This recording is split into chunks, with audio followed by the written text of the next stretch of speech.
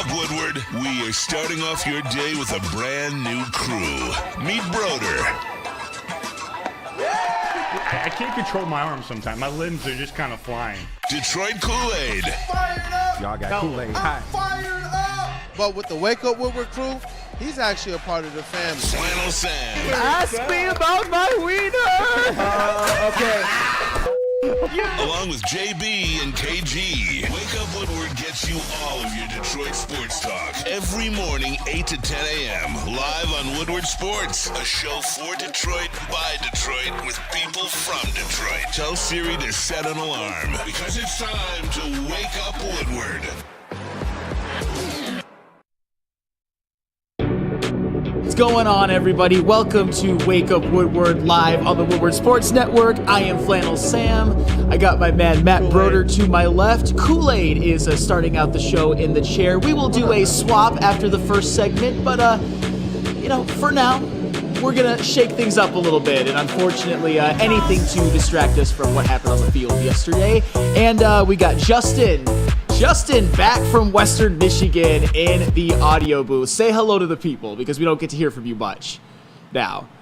Well, thank you all. I'm glad to be here. It's a true honor to be with the WUW Crew. Unfortunately, I was more planning on this being a Victory Monday, not Therapy Monday, but it is what it is. We can make it partially a Victory Monday with this fantastic attire you got on, which we're going to talk about, but I love the digs, Justin. Thank you. Shout out my dad. My dad went down on Saturday and got me this sweet Tigers FC shirt. It even says Tigers FC on the back. Tigres. So, an absolute, wagon. That's what the Tigers are, but go ahead, Sam. Get it going. Wagon. And we got JB-SMOOV in the TD booth, as always. And yeah, Justin, you kind of teased it.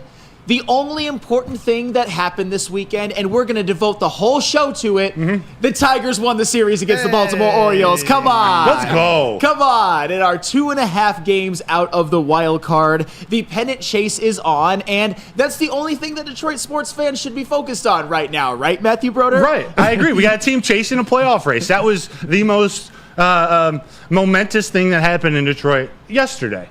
Absolutely. But you know what? In all seriousness, we're going to get to the Lions because there is a lot to talk about. But we're just going to take some time in this first segment to discuss the Detroit Tigers and their series win over the Baltimore Orioles. And you saw in yesterday's game, a game that the Tigers really, really needed, especially with the Twins winning. You saw the all-star Riley Green, 2 home runs, and for the 1,000,000th time, suck it, Terry Foster. Deserving all-star Riley Green. You just saw Terry Foster on Wake Up Woodward with Matt Broder.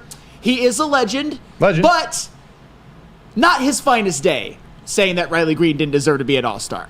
How impressed are you with his performance yesterday, and how impressed are you with his performance this season? That performance yesterday, that's what you need out of your star players, out of your team MVP players, out of your all-stars. Riley Green has had a bit of an up-and-down career. Some people are higher on him than not, but when it matters the most, you need those guys to step up. That's exactly what Riley Green did. You got to love it. You gotta love it. Absolutely. And I feel like I'm a broken record when it comes to this, but because I'm such a Riley Green fan, I have to keep bringing this up. Riley Green now, after yesterday's game, is 13th in the American League in walks with 60, which is more than Adley Rutschman. He's 12th in the American League in on-base percentage at .354, which is higher than Corey Seager. He's 10th in the American League in OPS at .848, which is higher than Jose Ramirez. And he's 10th in the American League in WAR at 5.2, which is higher than Rafael Devers. The point is that boy good, and he played one of his best games he's ever played yesterday, and let's hope that he finishes this season strong, and he is continuing to validate the all-star selection that was given to him after the first half of the season. Broder, I know you'll appreciate this. How about Cater Montero yesterday? 5 shutout innings in his last 2 outings, 14 innings pitched, 0 earned runs. That, to me, is some clutch pitching, and he's given the Tigers 2 straight great outings when the team needs him the most. Yeah, he's been relatively reliable for this stretch of pitching dominance. But these last 2 games, he's looked fantastic. Like, what he's done against the Orioles, and then before, what team was it where he had his complete game 6 days ago? Yeah. I forget who it was against, but you need You need pitchers like that to step up. You can rely on Skubal, even though that was the one loss of the Rockies series. You can rely on Skubal, and this bullpen. However, AJ Hinch is running out these bullpen days, they're working. You need a starter like that to eat up some innings. Priority number one. The fact that he's now going and throwing 14 straight shutout innings at this time of the year, that's huge. That's huge. You can't even. It's hard to quantify how important this stretch is and how he's helping this team stay in it. Hey, and do you know what helps AJ Hinch manage those bullpen days? When you got Tyler Holton in there.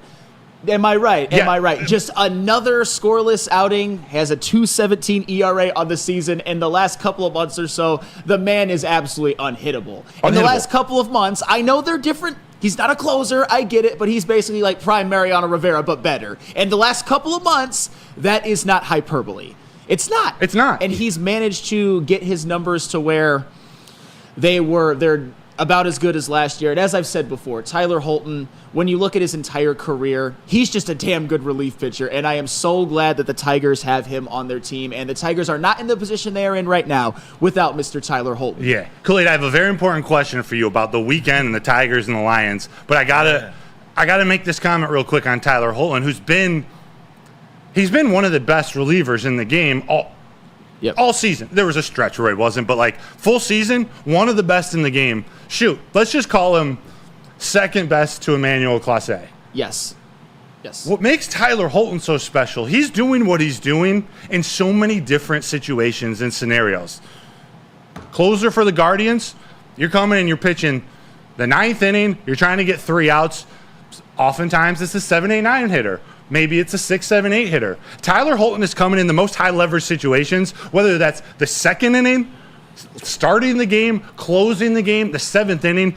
When there's the other team's best lefty, and it's not even just lefties anymore, but their best lefty, you're bringing Tyler Holton into the game. Yep. So he's doing this against every team he's playing's best hitters. Yes. I mean, if you're an opposing team's manager, you want to try to get the best matchup you can against a guy like Tyler Holton. It just doesn't matter. It doesn't matter at all.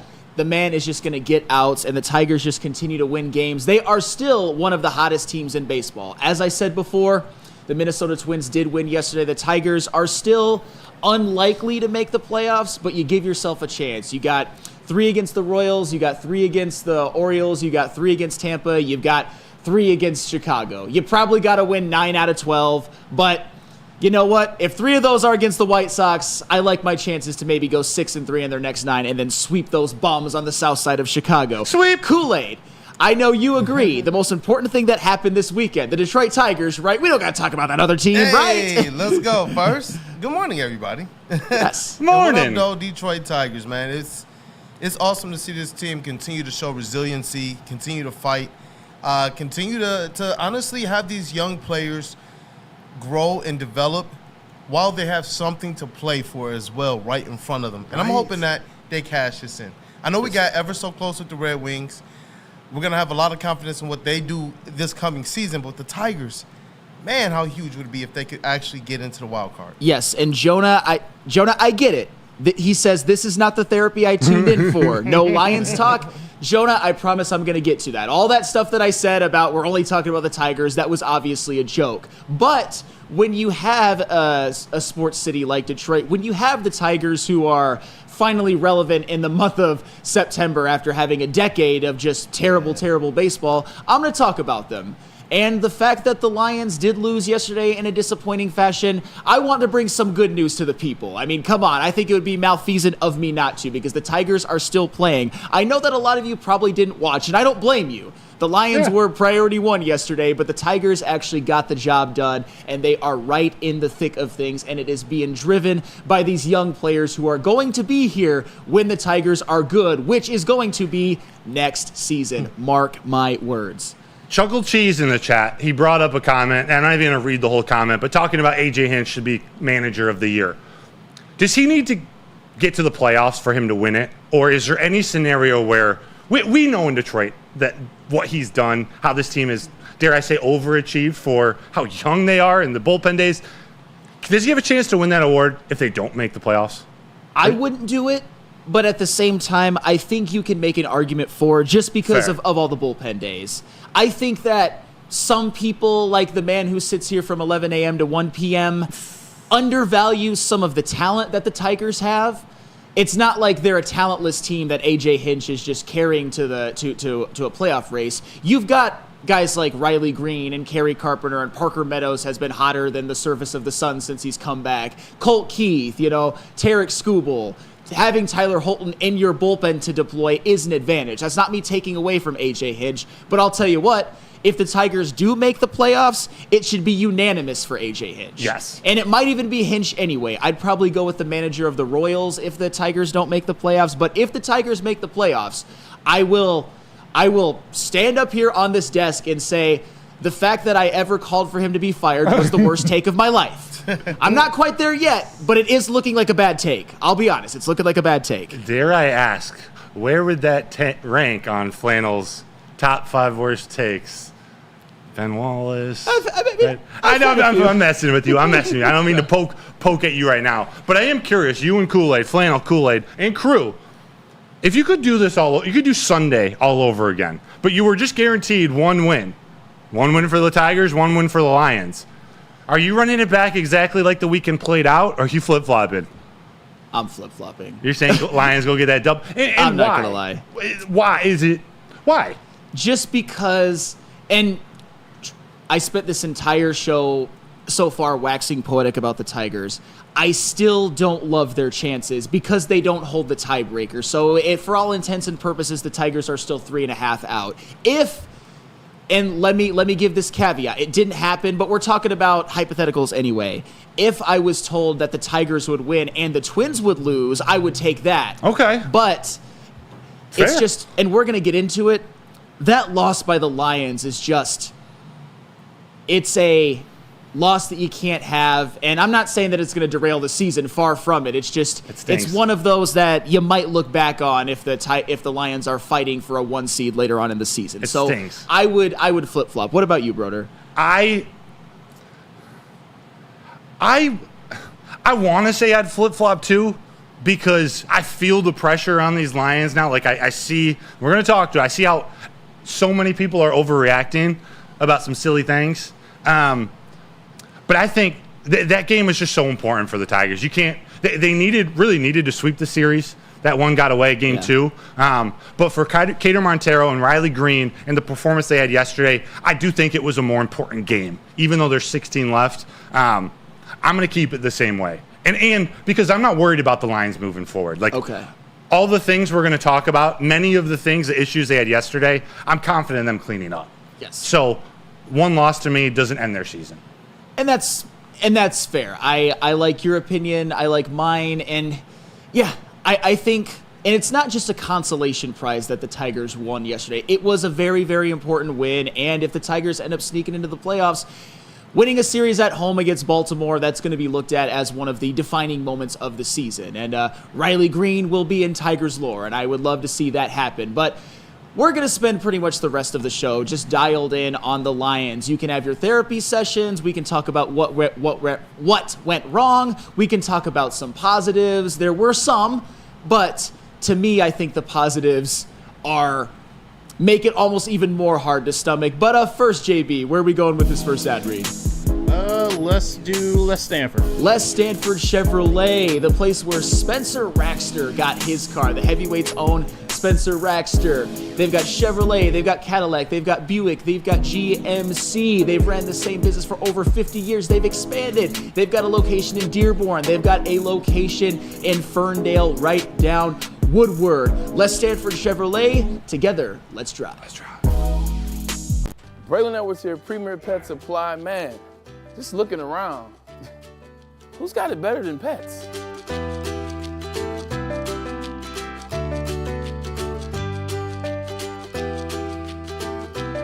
Come on, a baby stroller for Coda?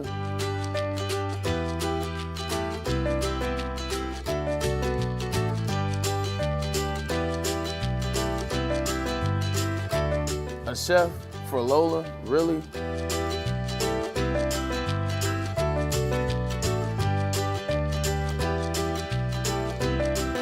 You don't have to tell me who the real boss here is. Who's got it better than pets?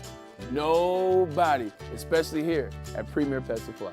For over 30 years and more than 13 locations, Premier Pet Supplies has everything that your pet can dream of, and guess what? It's all under one roof. Premier Pet Supply, family owned, operated, and proud to call Metro Detroit home. Check out premierpetsupply.com or scan the QR code today. Who's got it better than pets? Nobody! Love Woodward Sports? Love wearing clothes? Then you should be wearing Woodward Sports clothes. Check out our full line of merch at woodwardsports.com. Just click on shop. We have all your favorite designs, like Dan Campbell kneecaps, Woodward golf, and of course, our own logoed out merchandise. Men, women, infants, kids all love Woodward Sports. Impress your friends. Impress your boss. Impress your dog. Buy Woodward Sports merch today. At Planet Fitness, you can get everything you need for just $1 down. Trying out Planet Fitness and dang, they got lots of equipment. Not me getting a Planet Fitness membership just for the 24-hour perk. Hey, y'all better get on these free fitness training sessions from Planet Fitness. Did y'all know that the PF app has workouts you can do at home? Cheapest therapy I can find is Planet Fitness. Join Planet Fitness today and get everything you need for just $1 down. $15 a month, cancel anytime. Deal ends Thursday, July 18th. We are the network for Detroit by Detroiters. Welcome to the Woodward Sports Network. It's bear hunting season, and Dan Campbell is hungry for some kneecaps. If you can just get a hold of them and you start dragging their ass out to the deep, dark abyss, you can drown them. The Kings of the North are back for another year of the brand new Lions. Make sure you're locked in to Detroit's #1 sports network for all the news and info on your Detroit Lions. Woodward Sports, let's go. Give your pet the best at Premier Pet Supplies. It is hands down Michigan's best pet store. They're offering you the same prices and all the conveniences of the online and the big box retailers with one major difference. They've been family and locally owned and operated for over 30 plus years, and they offer you over 60 brands of food with nutrition experts to help you. Same day, local curbside and home delivery. Premier Pet Supply. Give your pet the best. www.premierpetsupply.com. We are back. It is Wake Up Woodward. What up, though, people? I got on the all black this morning, but I got on the Lions chain. And you know why? Because we knew that this was going to be a season of tall expectations. We knew that this was going to be a season where the Detroit Lions got everybody's best. And you know what? They battled a team that they played in the playoffs last year. And I thought, even though they got a lot to clean up, this team is going to be one that I believe is going to acquit themselves quite well. But I do believe that a lot of people expose themselves. Well, one thing that I want to bring up before we get to anything, and speaking of people who acquitted themselves well, yeah, how about Aiden Hutchinson? The man had 4.5 sacks. But you know what just drives me absolutely insane? And I'm going to try to be level-headed the rest of the show. I'm not saying sky is falling or anything like that. However, this is something that can never be gotten back, and this is something that can never be taken away. Aiden Hutchinson had 4.5 sacks, and the Lions still lost. This should be a day where we're having a Hutch coronation party, where we should be talking about him as the front runner for Defensive Player of the Year. Albeit, of course, 2 games in, but this should just be, every single show should just be, Aiden Hutchinson is great, Aiden Hutchinson just basically circle jerk, as it should.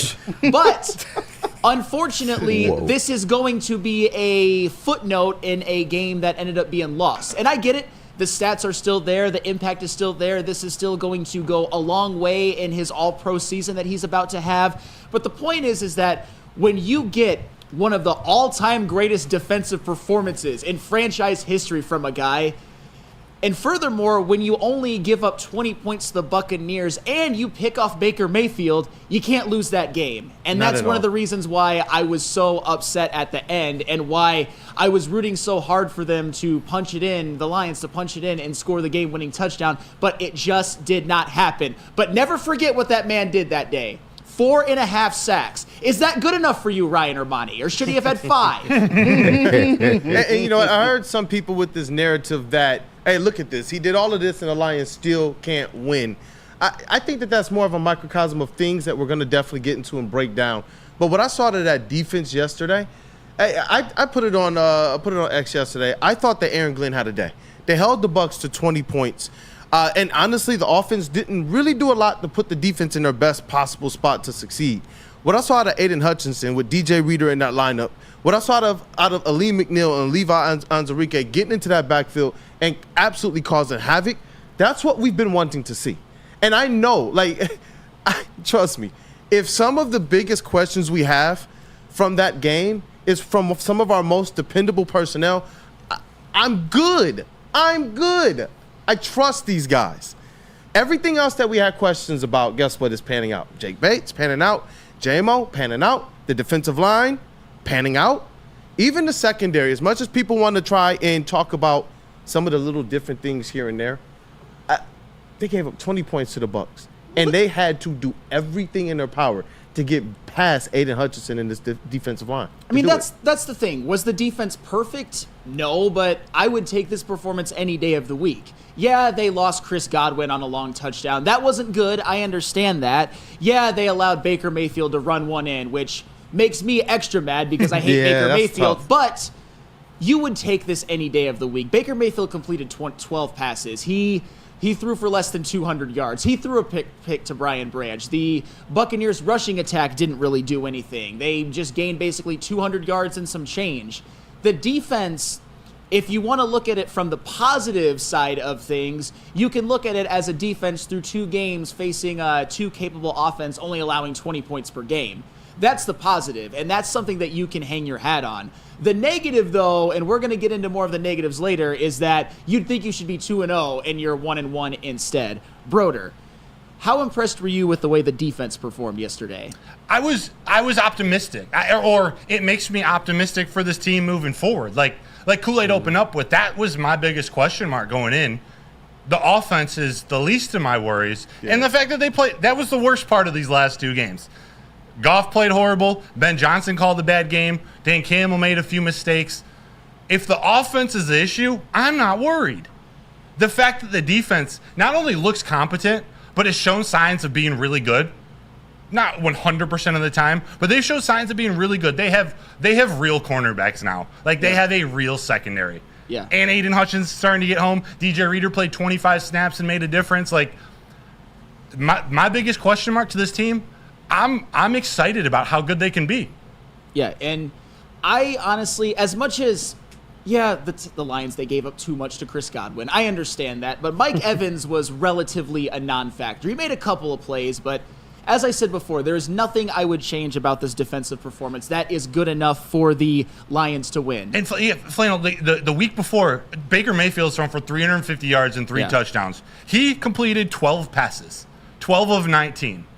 For 185 yards. Like, there are things, we got to contain him. He can't be scoring rushing touchdowns like that. But if you told me before the game you're going to limit Baker Mayfield to 12 completions and you were going to double the amount of yards that the Bucs had, I'd say I would have gone with like a 10, 14-point prediction. Yes, and for the record, guys, and I feel like I'm talking to Tom Mazaway right now, when it comes to Ermanni Networks with Maz, settle down on Baker Mayfield, because I'm not going to lie, he made some plays. I get it. I understand that.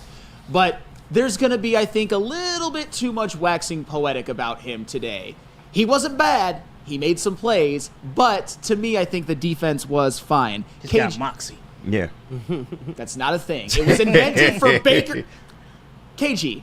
He plays the game the right way, man. Plays the game the right way. How do you feel about the way the Lions defense performed yesterday? I thought they did very, very well.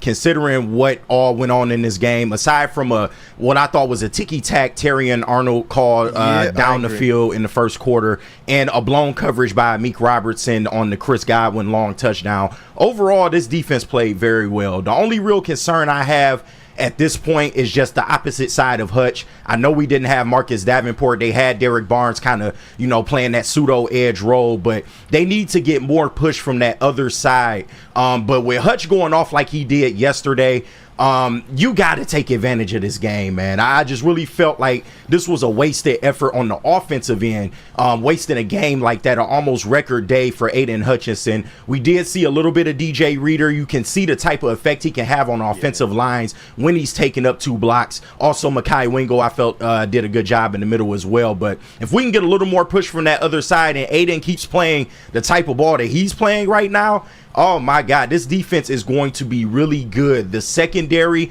they're going to gel.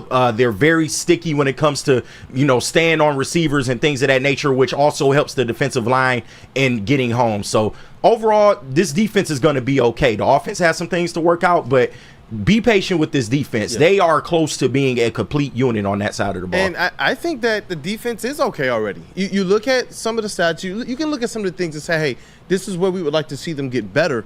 But when you look at the points per game, this team is doing exactly what they did last year at limiting teams. Other squads, they'll go and they'll put up 30, 35 on other teams, but then they come against the Detroit Lions and instantly it's 20 points plus or minus 3. And it was kind of a recurring refrain last season as well. Yeah. So it was cool to see them at least this early, while they still have things to clean up as a defense, being able to limit the opportunities on offense that the opposing team has. And you have to think about it. They got a lot of opportunities. When we were at the watch party, we continued to sit here and say, you know what? The defense has to have another big drive. Mm-hmm. The defense has to have another big drive. And they did 2-3 times in a row. So they got probably more opportunities on defense than if the offense would have probably run the ball a little bit more.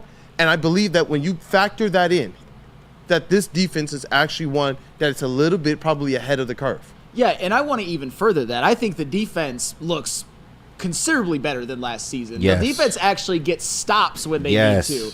I mean, I know they allowed the go-ahead touchdown after the Lions took a 16-13 lead, but the defense gave the Lions the ball back multiple times with a chance to get a go-ahead, and then what you would hope would have been the game-winning touchdown, and the offense just wasn't able to capitalize. Before we go to break, I want to get JB's thoughts. How do you feel about the way the defense performed, including your boy Terry and Arnold? Hey, I got to give credit to the defense and Aaron Glenn. They did everything they could to keep the Lions in this game. You held the Bucs to 20 points, which is amazing. As KG said, that Terrion Arnold flag early on in the game, I thought it was, kind of pointless for you even to do that. I'm still slightly confused on why there's no James Houston. I mean, I've seen him on the sideline. I just don't know what's happening there with that situation, but I'm fairly confident in this defense right now moving forward. Eventually, everything will start to gel and they will start to click together a lot more, but I'm just confused with the whole James Houston thing. I don't understand that. I mean, we shall see. Yeah. KG, you mentioned it. You'd prefer more from the opposite side. I know you got some from Marcus Davenport, but Marcus Davenport did what Marcus Davenport does. Yeah. Play well and then unfortunately. Yep. I mean, are you looking to see something from James Houston these upcoming weeks, or is he just a guy who doesn't really have an impact on the team? Yeah, and credit to JB and even Terry Foster yesterday for bringing up this problem with James Houston. It's something weird there. I don't know exactly what it is. You thought you would see more of him by now, but this is absolutely a make or break year for him. I guess you can call it a contract year in some ways, because he won't be on this team next year if he doesn't go out here and at least show something. They absolutely need, with Marcus Davenport probably being an injured player throughout the year, maybe you can only count on 11 to 12 games from him. You need somebody else to step up from that opposite end, man. And the fact that he's been a no-show so far, I know it's only 2 games, but you got to start asking questions like, where is he? And he was supposed to be a big part of this defense's plans, especially from that edge rusher position. So I'm confused as to what the hell's going on with him. You're talking about a literal no-show. Yeah, because the coaching staff says, James, get off the field. But coming up next, we're going to have the conversation that I think a lot of you have been waiting for. We are going to talk about Jared Goff, and I, Flannel Sam, am going to attempt to bridge some gaps, maybe so that we can have more of an honest conversation about Jared Goff, because there's a lot to criticize. However, there's some of it I think went a little bit too far, but as I said before, there is a lot that you can pick apart. But first, tell us where the pregame show happened yesterday at Second Best Bar. Listen, want to know where the best pregame Lions party will be for the next Lions home game? Join us at Detroit's very own Second Best Bar, located at 42 Watson Street, for the ultimate fan experience. Enjoy some smooth Tullamore Dew Irish whiskey while catching the Woodward Sports pregame show only at Second Best Bar. Come get some. So just to get the heated steering wheel, I also had the spring for the bigger rims. Yeah, that's how they get you. Those upgrades will cost you an arm and a leg every time. Hey, new car crew, how'd it go this weekend? I got a great deal on mine. How? I went to Randy Wise, not those other guys. They got me in a great new ride, and they didn't break my budget. Hey, could you pass me the sugar? Oh. Never mind. He made the wise choice. Yep. Make the wise choice at randywisechevy.com. Thank you to the Detroit Lions and Sheila Ham for the best season in Lions history. Now it's time to let Brad Holmes cook. Woodward Sports. Come to any Lady Jane's Haircuts for Men and claim your throne for a king's treatment from one of our talented stylists. Open 7 days a week, walk in anytime. Just get to a Lady Jane's today and receive a precision haircut, scalp massage, hot lather neck shave, and a hot towel treatment. A haircut should not be a chore. It should be an experience. And that's exactly what Lady Jane's has to offer. Open 7 days a week, walk-ins are always welcome. There's always a location near you. Lady Jane's Haircuts for Men, it's wicked awesome. Thank you to all the fans for making Woodward Sports your #1 online destination for Detroit sports. We promise not to drop the ball. How would you like $10 of free products from Dispo Dispensary? Screenshot this image with the QR code and bring it into any Dispo location, and you'll get a free $10 to spend in-store with a minimum purchase of $25. Visit Dispo Dispensary today or disposhops.com. Dispo Dispensary, your local cannabis plug. And we are back. What up, though, people? It is Wake Up Woodward. We got to break down more of this Detroit Lions 2016 loss to the Bucks. There was a lot that went wrong. There was a lot that was very positive. Aiden Hutchinson is looking like a monster to start the year. 5.5 sacks to start the year for Mr. Aiden Hutchinson. And you know what? I think that he's going to continue to get those in bunches. But it's probably the most polarizing figure after every single Detroit Lions loss. It's probably a toss-up between the head coach or the quarterback. In this instance, Jared Goff has everybody talking. And I know, Flannel, you got some things prepared. Really quickly, though, you got that super chat from Ed O'Neill, Broder? Or do we want to go back to it a little bit later in the show? Oh, it's in. Yes. Let me find it. Caught him with the hezzy. Sorry about that. It didn't pop up for me. You know what? I do got it here. Ed O'Neill, $4.99 super chat. Shout out. From the ending of San Fran to now, this all has been okay at best. I currently have no faith in the offense. Why? Because for the last 11 quarters, they have underperformed. I mean, I don't know if I agree with his conclusion, but he's right. This offense hasn't been good enough. But I want to put up, I would say, a tale of two tweets to, I would say, really paint a picture of people going too far one way and people going too far the other way. Let's start, JB, with the one that Woodward Sports posted, which was certainly one that caught a lot of fire on X. I bet. Yes. This is Woodward Sports Network posting a picture of Hendon Hooker saying, "Save us," which... It wasn't received very, very well. In the middle of the fourth quarter. Yeah, it certainly was not. And I think right now, if you're one of those people that wanted Hendon Hooker to go into the game and then take over for the rest of the season, that's not a smart opinion. At all. I know that one of our not even close. One of our social media guys, who I like, who's a great dude, said that it was a joke, but this is not something that... When you post something like that, you're going to get flamed from all sides of everything. Right. So this is, to me, maybe a little bit too far in the other way of... Right. These comments do not reflect everybody at Woodward Sports. Yes. And that shows no feel for actual football. Sure. However, our boy Stick, who I have many disagreements with, he also posted something which I didn't like either. So hit it, JB. And maybe some people agree with that. And this is Stick. When the Lions win, it's a team game. When they lose, Goff is to blame. Same old Lions fans. Let me respond to that on air, because I think I can actually bridge a gap. I look at these games as in a vacuum. Let me give you an example. Last year's NFC Championship game. Everybody knows that wasn't Jared Goff's fault. You can point to Josh Reynolds and his drops. You can point to Jahmyr Gibbs and his fumble. You can point to the secondary giving up too much, including like a Kendall Vildor, for example. But I think most reasonable fans will say that Jared Goff wasn't the reason why the Lions lost last year's NFC Championship game. However, you can certainly make an argument that in this game against the Tampa Bay Buccaneers in week 2 of 2024, that Jared Goff was the main culprit of why the Lions lost. I'm not saying it's necessarily the case, but you can certainly make that argument, and I wouldn't even necessarily disagree with you. Yeah. My point is that when Stick posts something like this, to me what that implies is that Jared Goff should be beyond reproach. And I'm sorry, but that's just not the case. Mm-hmm. There's one quarterback in the NFL who is beyond reproach, and he resides in Kansas City right now.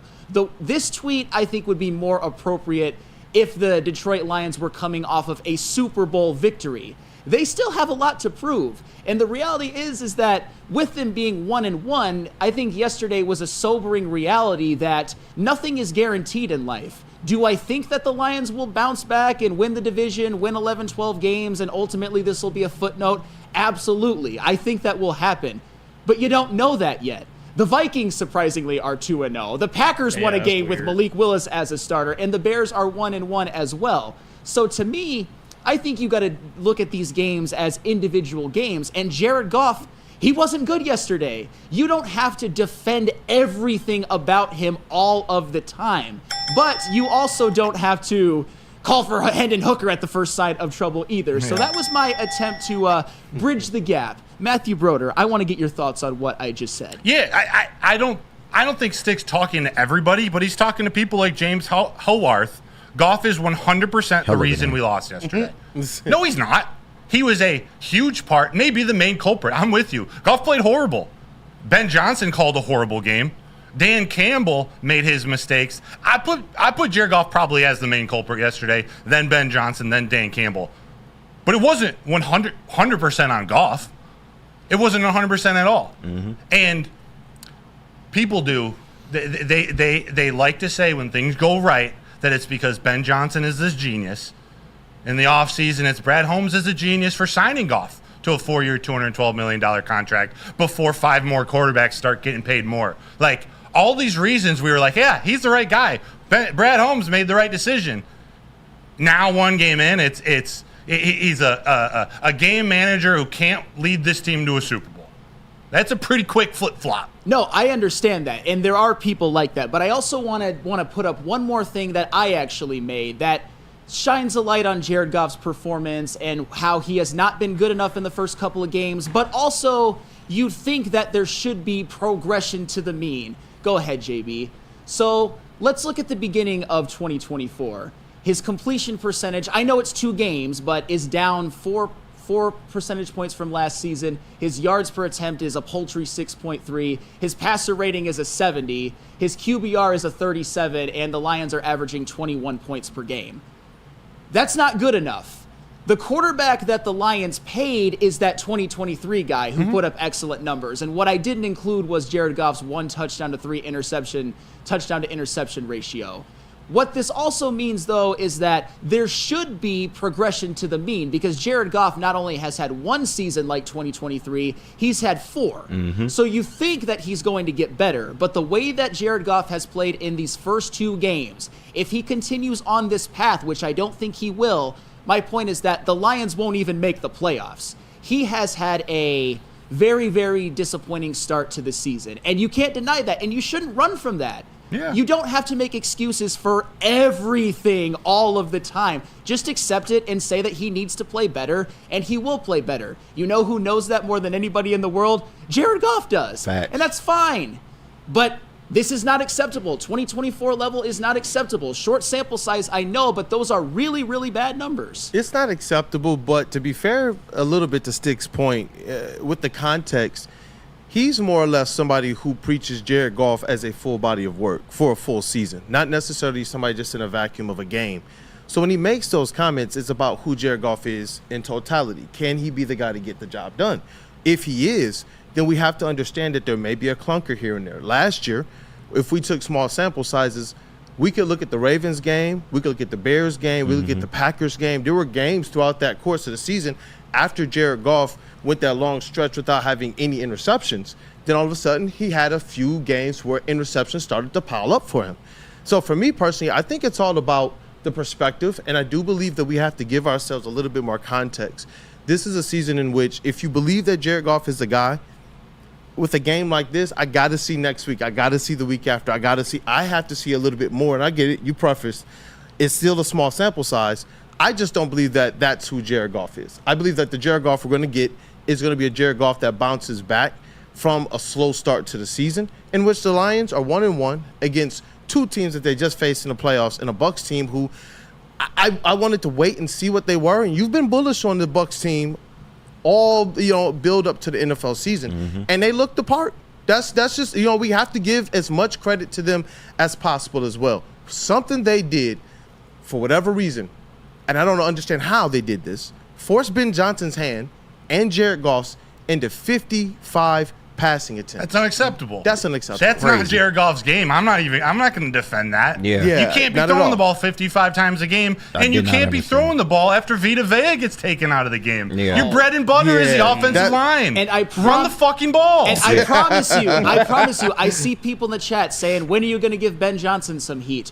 We have an entire segment we're gonna get to it. on how Ben Johnson did not call the best game. And I want to clarify one thing, because Denver Blair is looks to be very upset because he's writing in all caps. Goff gave us 2 playoff wins and a visit to the NFC Championship, and now you all are off the wagon. Then stay off the wagon when we start winning again. Yeah. But hold on. I'm with him. Overall, yes, but what did I say earlier? I'm not giving up on Goff. I told you that he's had 4 seasons that were more similar to last year than these first 2 games of this season. I think he's going to get it together. You're not SOL. You're not an SOL fan. Of course. But just because the Lions have 2 playoff wins in Detroit, and I know it's Detroit, this organization has become a well-run organization that has Super Bowl aspirations. You don't get to be a quarterback beyond reproach unless you're somebody like Patrick Mahomes. And honestly, a lot of people are really not going to like this. If there's any other quarterback in the NFL that is beyond reproach, it's Matthew Stafford with the Rams. I'm just saying. You're probably right. I'm just saying. But in reality, it's just one man in Kansas City. So 2 playoff wins, amazing. I love it. But they're looking to build from that. And my point is that I don't think Jared Goff is going to play this poorly the rest of the season. But if he does, this is a team that is going to fall short of expectations, because Goff was arguably the biggest reason you lost yesterday. Not the only reason, but he certainly did not help matters. Yes, I agree with you. And I think what Denver Blair is trying to say, too, I don't want to put words in his mouth, it's the entire sample size of since Jared Goff. I won't even bring in the rant, the first team that he took from out of the playoffs for 10 years to winning the division championship to a Super Bowl. I won't even go there. It's the sample size since he's been in Detroit. Have things been perfect? Has he been the best quarterback in the league? Absolutely not. Every time he's struggled, whether it's been 1 game, 3 games, 5 games, he's always made the adjustments and led this freaking Lions team to the NFC Championship game. I think he's defending the people against, not people who are critical of Goff, it's people that are calling for fucking Hendon Hooker. Right. That's an absolute shit show, including our own post. It's stupid. And that's what kind of angers me the most about the Hendon Hooker thing. Again, love you, man, who posted it. Great dude. Get you trying to make a joke. I don't like it. It's because I want to have reasonable Goff discussions, and I personally believe that what I'm bringing to the table is reasonable and it's not hate. However, when the Hendon Hooker people after the first game and 3/4 of the second game are already out in droves, that's where people who I think defend Goff too much can point to, you see, one sign of struggles and you want Hendon Hooker. I just think we need to be reasonable about this, but the more I'm seeing, the more I think maybe you just can't be. And to be fair, I'm gonna try though, man. And to be fair to Guy who posted the post, there was many more positive Jared Goff stuff up there that for some reason, obviously we know it's not going to get the same type of resonation, but that individual does work hard to make sure that Jared Goff is an individual that gets his shine, gets his love, gets his praise, gets his due. And honestly, it was just a well-placed, a not well-placed joke. I mean, given the situation, given the fact that the Detroit Lions are losing as well, I think if they're winning and you do some, people just kind of laugh it off. Even Easy said it's a wild post. Yeah, Easy saying it was a wild post. In that type of a situation especially, it's just like, it shows no you got to know the football. time, you got to know the situation. If that's what your actual football mind is, it shows no feel for the situation just in general. Yeah. You got to know the time. You got to know the place. You know what I'm saying? And that's what I feel. Put it on your personal account. Put it on your personal exactly. Twitter. Make that joke. You're gonna there, speak for me. That's a fucking joke. Yeah. Make that or tag. Yeah. This is me from social team posting this. I get that. I understand, especially if it's going to be something that could call the credibility of the network into question. Yeah. Then that is something that you got to take 100% serious. I just want to make sure that the lines of sports and reality are things that are well defined, because then all of a sudden this gentleman is also facing personal backlash because of something that he did as a joke. So that's one thing that I definitely want to make sure is out there. It's still a game that we love, and it should bring us together more than tear us apart. And that's where that post probably did a whole lot more harm towards that end than not. So maybe to put a bow on this, can we all agree that Hendon Hooker should not be the starter for the Detroit Lions in Week 3? Absolutely. Yeah, I think we can agree on that. Yeah. Can we also agree, though, that Jared Goff played one of his worst games as a Lion, and he absolutely has to be better? Definitely. Yes. Yes. 100%. Clearly. And I'm not even saying that everything Jared Goff did was bad. I mean, he hit J-Mo on that deep ball. He hit Amon-Ra mostly between the 20s on some nice timing routes. I liked what I saw. However, when you're a quarterback, when you throw a couple picks, when you check it down on 4th and 8, when any shot to the end zone would be better than nothing, you're going to get criticized for that, as you should. But Jared Goff, the way that he has performed the vast majority of the time in Detroit and even the majority of the time in LA lead me to believe that he will bounce back. I was hoping the bounce back would be this week, but it wasn't. Yeah. And fortunately for this team, as their offense, honestly, I think in a lot of ways has played poor enough to be 0-2, but they're not. They are 1-1. They have everything right in front of them, and a Jared Goff bounce back is inevitable. It's called progression to the mean, and it's going to happen. It is going to happen, and we're all going to kumbaya. Yeah. No more Hendon Hooker posts, though, for now. Yeah. Probably for a long time. To homie that posted that, laughing emojis go a long way, man. That's all you had to do, throw them at the end. People ain't taking you serious. Yeah, man. just add a little extra. Just a little, you know. There's no or the post, a couple minutes later that was like, Jared Goff, you got to be better, ... Right. And for the record, despite that, we still have the best social team in the business. You damn and I right. will stand by them. But, not everybody can bat 1,000. But do you know what can bat 1,000? Because we're going to talk more about the Lions in just a second. Planet Fitness. You can always get the workout that you want at Planet Fitness. It's fitness that fits your budget. No matter where you are, there's a Planet Fitness close by. There are more than 50 in Metro Detroit and thousands more throughout the world. At Planet Fitness, you'll experience a squeaky clean gym that has tons of equipment, friendly, knowledgeable staff, and a totally judgment-free atmosphere. Did you know that all Planet Fitness memberships include fitness training for no extra cost? Want all the perks? Upgrade to the PF Black Card and enjoy use of amenities such as unlimited use of the Black Card Spa, featuring hydro massage chairs, and total body enhancement, and more, along with access to over 2,500 locations worldwide and unlimited guest privileges. For more information or to join today, visit your local Planet Fitness or planetfitness.com. Braylon Edwards here, Premier Pet Supply. Man, just looking around, who's got it better than pets?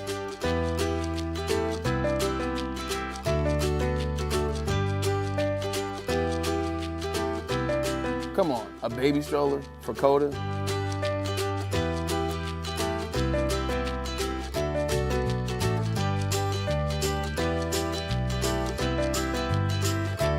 A chef for Lola? Really?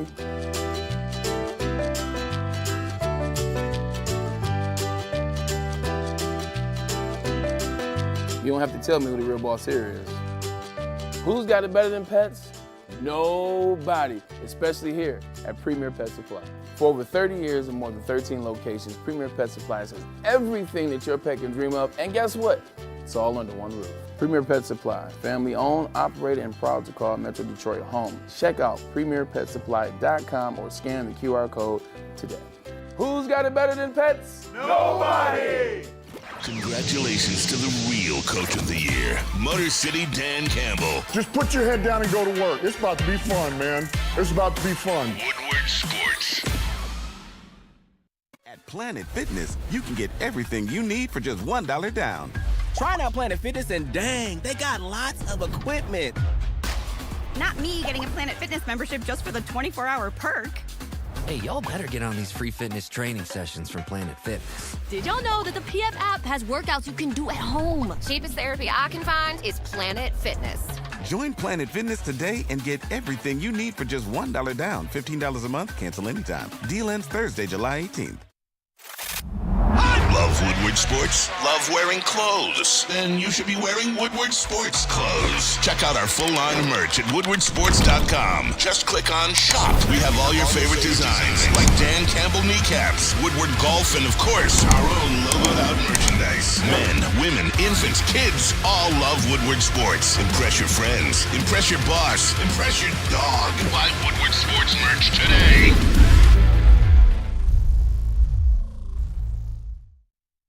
Come to any Lady Jane's Haircuts for Men and claim your throne for a king's treatment from one of our talented stylists. Open 7 days a week, walk in anytime. Just get to a Lady Jane's today and receive a precision haircut, scalp massage, hot lather neck shave, and a hot towel treatment. A haircut should not be a chore. It should be an experience. And that's exactly what Lady Jane's has to offer. Open 7 days a week, walk-ins are always welcome. There's always a location near you. Lady Jane's Haircuts for Men, it's wicked awesome.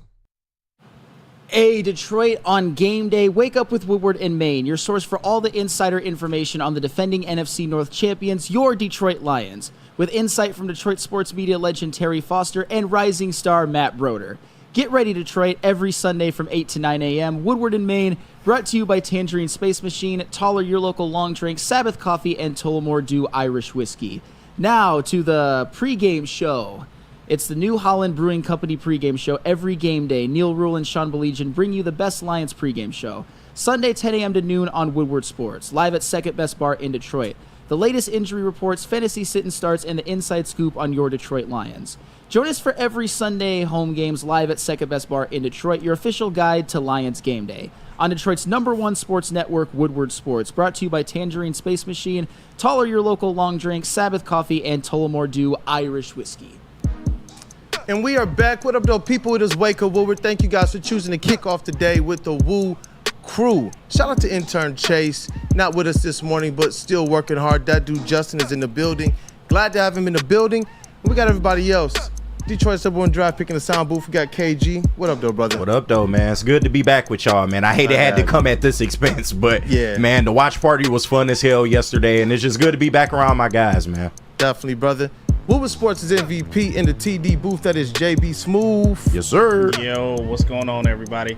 It's a weird weekend this past weekend. Yeah. A lot of things happened. A lot of things went wrong. I don't know what happened. Lions loss opens up a portal to an entirely different universe, is what I really realized, brother. Yeah. That's well, fans. They're out there. They are. They hid themselves. They're out there. Our credentialed Tigers and our Lions reporting on writer, that is Matthew Broder. What up, though, brother? What up, though? Hey. That's all fans. They're out there. And the vet of the squad and the network. Among Us. Flannel Sam. In the Lions theme, flannel still. Got the chain on. My man Broder got the Lions gear on. Everybody in here is still loud and proud Lions fans because I believe that this team, though they're not above reproach, as Flannel said, as it relates to Jared Goff, I do think that they've put enough on tape as Detroit Lions that we can believe that they're going to bounce back. But did the Lions miss out on a golden opportunity to start the season 2-0? Yes, they did. And unfortunately, I have to bring up some things that are going to make you all just don't get near sharp objects for this one. The Lions made the red zone 7 times and scored 16 points. That's an average of less than 3 points per red zone trip. They would have been better off to just kick 7 field goals. And that's not a position that the Lions want to be in. And what were the reasons why certain red zone drives failed? We talked about Jared Goff and some. We're going to talk more about Ben Johnson later. But the reality is that's not going to get it done because the Lions outgained the Buccaneers 463 to 216, had 26 first downs to the Buccaneers 14, had a time of possession advantage of 34 minutes to 26 minutes, and they sacked Baker Mayfield 5 times, the Lions did, and Jared Goff did not get sacked once. I don't want to belabor this too much because it's time to move on. Well, it's going to be time to move on after today, but that's just not acceptable. When you move the ball that well, when you When Aiden Hutchinson gets 4.5 sacks, you got to finish the job and win that game. Anything short of a 1 seed, and we're going to be looking back at this game as, damn, we really let one slip away. We really let the Buccaneers win this game, and now everybody's going to talk about Baker Mayfield and his moxie. We're going to look at this as just a minor footnote with Aiden Hutchinson having 4.5 sacks. Can't happen, and this one just hurts, man. I hate to say it. It hurts, especially one of the plays that just continued to stick out to me was the play just before halftime. The too many men on the field, the flag that cost them an opportunity to be able to get a field goal, which would have changed the complete complexity of the end of that game. I really, really, really saw Dan Campbell frustrated in that moment. And to me, those are the types of things that have to be cleaned up. I expect Jared Goff to potentially have another game like he had yesterday. You don't want it, but I do expect there to be maybe another game or two like that this season. I expect that there might be times where we're looking at Ben Johnson wondering, why is the play calling going the way that it's going? But as it relates to those types of things that you can control, how huge would those 3 points have been at the end of the first half to be able to set the Lions up to potentially be ahead by a field goal rather than having to go for the touchdown? Yeah, more on that later, because there are a couple of members of the coaching staff who are not going to escape blame for this one. Broder, when I read you these numbers, when I really contextualize them in the whole outcome of this game, how big of a missed opportunity was this for the Lions? Oh, it was colossal. That's a game you got to win. Even throw those numbers aside, you have the debacle at the end where you give the ball back to Tampa Bay with 53 seconds left. The game should be over. But this team kept fighting. Whether you want to give the defense credit or the Bucs for giving the ball back to the Lions by throwing on third down and stopping the clock, whichever way, they got another opportunity with 33 seconds left and still botched that. Yeah. Bad play calls, bad throws from Goff. Like the whole end of that game, I just didn't understand. I don't get it. It was a very big missed opportunity. We keep saying how the Lions defense continued to give the Lions offense opportunities. I mean, down 20-16. The Lions had a couple chances in the red zone. The first one was a Jared Goff interception, and then the second one was the turnover on downs, which ended in Jared Goff checking it down on 4th and 8 from the 11. What was that? Yeah, you can't do that. And I hate to say this, but that's another one of those. I want to dive a little deeper in that. That's another one of those bad decisions by Jared Goff. I understand you're looking, and maybe Jahmyr Gibbs looks like he can have a catch and run, but he was swallowed up damn near immediately. He just kind of sat there in the zone. And when it's 4th and 8, when the game's on the line, who gives a shit if you throw a pick? Exactly. Just throw the ball into the end zone, right. Man. Give yourself a chance.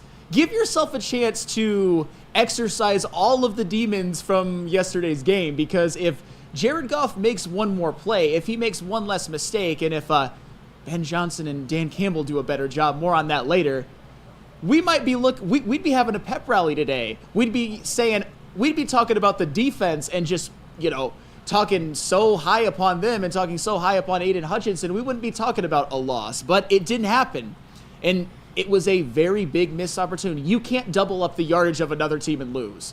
You can't damn near double up the first downs and lose.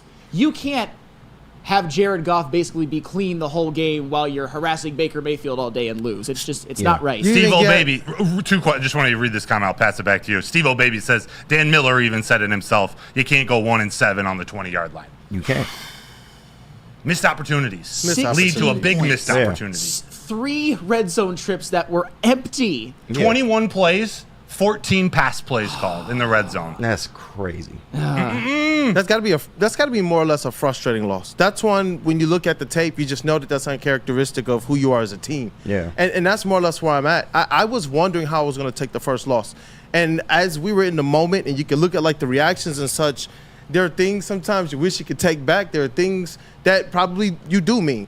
But in large part, the next day after, I was wondering, okay, our season of expectations, who are we as fans with expectations as well? And honestly, I'm still emboldened by my team. They played like the worst possible game plan. Jared Goff played like really the worst that you could play. They had an opportunity to still win this game. The defense checked a lot of boxes for me. J-Mo's checked a lot of boxes for me. Jake Bates checked a lot of boxes for me. The play calling checked a lot of boxes. There were so many things in that game where I'm just like, okay, cool. if you can freeze frame those things, I know everything else that we can come on here and complain about or talk about and that we have to rightfully discuss. I know that those things are going to bounce back. Just like Flannel and Boder said, look, you got to criticize the game because we're going to talk about these things game by game, just like we did with the Tigers. But largely, this is something where we do believe that the expectation of this team is going to be met by season's end. Yeah, and aside from 1-7 in the red zone, the Lions absolutely dominated time of possession in this game. So too many missed opportunities. And don't get me wrong, Jared Goff is a big part of why they lost this game yesterday. Just bad reads, bad decision making at times. He was pressured. He took some hits, but overall, 3 turnovers in 2 games, absolutely unacceptable from our starting quarterback. I do have confidence they can right this ship, but right now the offense is still trying to find their rhythm. But I put more of this on Ben Johnson in this particular game. The fact that you had Goff passing 55 times when you were never really out of this game. They never really went down 2 scores in this game. Why is Goff passing the ball 55 times? Why are you not running the ball more? Why are you not trying to help out your quarterback when he has 2 bad interceptions early in the game? So overall, you know, they do need to get better, but I put more of this on Ben Johnson. I think he just overplayed his hand. I think he maybe thought that because they dominated with the run the week prior, that maybe the Buccaneers would just sell out for the run, and they absolutely didn't. They had some things that worked early. They were aggressive, but to the Buccaneers' credit, they stopped it, and they adjusted, and they made the plays at the end to keep the Lions, you know, docile. But overall, you just got to have a better play calling performance in this game. Very astute of you, KG, because you're reading my mind. And Matt Broder, he looks like he's absolutely chomping at the bit, but we got to pay some bills before we come back. Because I want to hear what Broder has to say. Honestly, I was just going to read off Braylon's messages because it paints a pretty good picture. Braylon in the chat. We will get to that. Wow. You know what? And I've saw those messages, and I think that would be perfect for us to bring up when we come back, because I think it paints a picture of how Jared Goff and Ben Johnson, just when they're right, they're just a perfect combination. The offense is beautiful, but when they're not really, I think, feeding off of each other well or understanding the situation well, how it looks like it did yesterday. But first, things are probably not going well if you have to go to KDK Law. However, if you're dealing with divorce, child custody, visitation, or other family law issues, Kevin and Catherine at KDK Law in Birmingham will have your back. With 10 plus years of experience and 24/7 availability, scan the QR code on the screen or call 248-971-0476. Say Woodward Sports sent you and KDK will pay your filing fee. KDK Law, they've got your back. Stop searching for a vehicle and start finding one. Les Stanford Chevrolet Cadillac makes it easy. We harness the power of multiple dealerships and own the biggest selection of GM brands in the area to get you the car you need. With the Les Stanford Group, you'll have access to 4 different dealerships, providing you with more makes, more models, and more choices. We're connected to more than 1,000 vehicles, and with so many high-quality CPO vehicles available, you'll find new car quality at pre-owned prices. You can start and end your search at lesstanford.com today. Love Woodward Sports? Love wearing clothes? Then you should be wearing Woodward Sports clothes. Check out our full line of merch at woodwardsports.com. Just click on Shop. We have all your favorite designs, like Dan Campbell kneecaps, Woodward Golf, and of course, our own logoed out merchandise. Men, women, infants, kids all love Woodward Sports. Impress your friends. Impress your boss. Impress your dog. Buy Woodward Sports merch today. Planet Fitness, you can get everything you need for just $1 down. Try out Planet Fitness and dang, they got lots of equipment. Not me getting a Planet Fitness membership just for the 24-hour perk. Hey, y'all better get on these free fitness training sessions from Planet Fitness. Did y'all know that the PF app has workouts you can do at home? Cheapest therapy I can find is Planet Fitness. Join Planet Fitness today and get everything you need for just $1 down. $15 a month, cancel anytime. Deal ends Thursday, July 18th. You have an opinion? Make sure it's seen and heard. Corner, jumper, Tweet us, hop on the YouTube chat, slide in the DMS at Woodward Sports on all social media. Awesome is where a guy can be a guy and get an amazing haircut. That is Lady Jane's Haircuts for Men. All you got to do is stop and sit back and relax and let one of Lady Jane's talented stylists make you look and feel great. Walk in anytime, 7 days a week. Lady Jane's is wicked awesome. And we are back, man. It is a Lions loss Monday. You got to cover it. And there's so much that went down, so many emotions, so many things that just shouldn't have happened. Jared Goff can't throw 55 passes a game. David Montgomery probably needs more than 11 carries. Oh, no more Hendon Hooker posts. I definitely agree with that. But we got to talk about this Detroit Lions team, especially with the big matchup with the Cards this weekend. This weekend in football or next weekend, but this weekend in football just in general, it just seemed to be a wacky one. Ravens are 0-2. Yeah. Ravens are 0-2, and I know the Bengal fans really had their Burrowhead tweets on draft. I know that they were, but 1 point loss. Alas, it did not happen, even though JB thinks it's all because of the refs. But anywho, it was. He got there early, I don't think Joe Burrow's ever lost legitimately in his life, according to Cincinnati Bengals fans. Here you go. Hey, but Burrow actually played well. He actually outplayed Mahomes individually, and I'm man enough to admit that. But Matt Broder, you just lit up when you saw Braylon Edwards in the chat speaking his mind about the Lions offense. Yeah, and I think it segues perfectly into what we're going to talk about next. Yeah, as much as I want to think I know everything about, I definitely don't. Braylon knows football, and I think he hits both sides of this well, saying that the Lions won a tough game last year to open the season, then lost to Seattle. Won a tough game against the Rams, won the game and won the game with a comeback, and then a loss week 2. Jared Goff is the exact same quarterback he was last year. When you put him in great rhythm, he operates well. Ben dropped the ball with 55 passing attempts. Defense looks stout and will get better. They are not going 17 in a row. Shit gets tough when you're one of them ones. So he's saying there are definitely things to criticize, but we don't need to feel like this team is now an 8-win team. Yeah.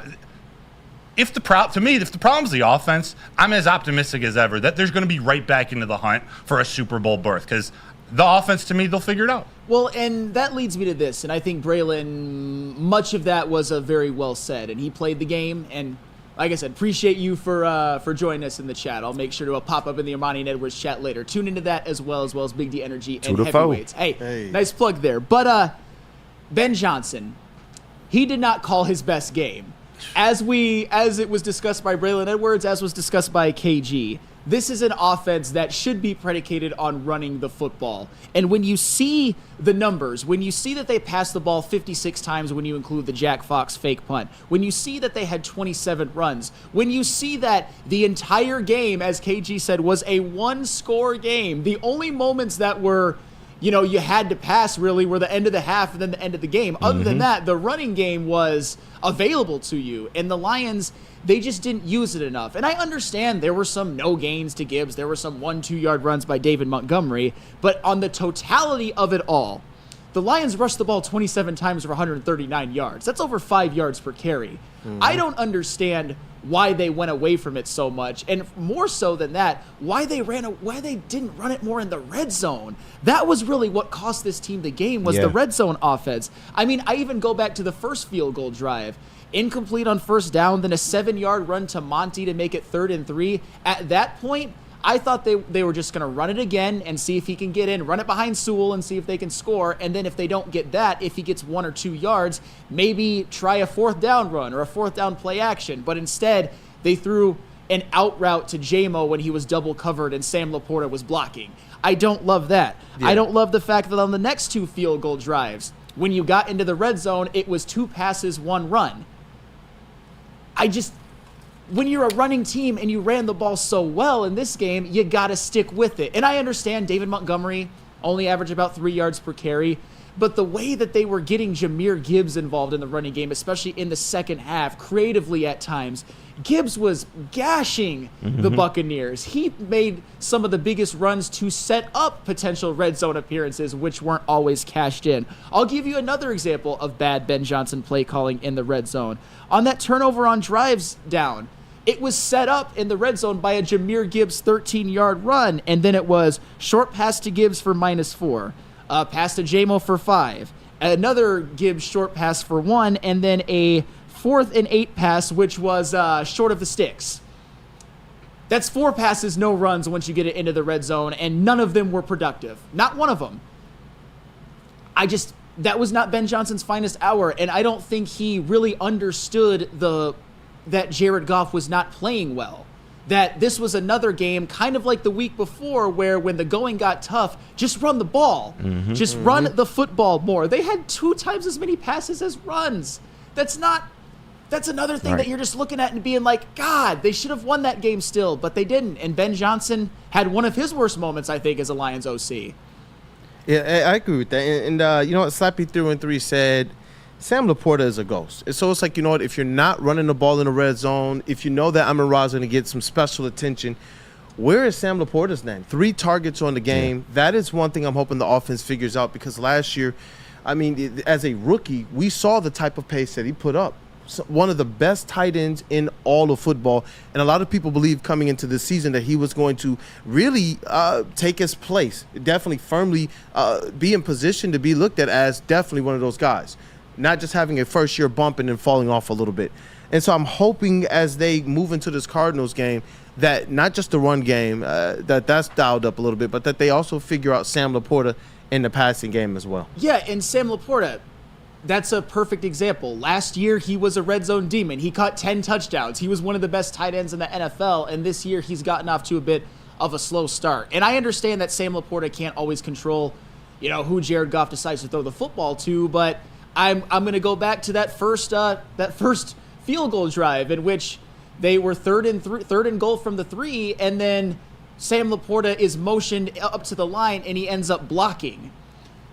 I'm looking at Sam Laporta on a 3rd and goal from the 3 in a defense that has no Antoine Winfield. Maybe Laporta is the number 1 target you should try. You should try to exploit a matchup for him so that he can score. And then we look at that check down by Jared Goff on that late turnover on downs.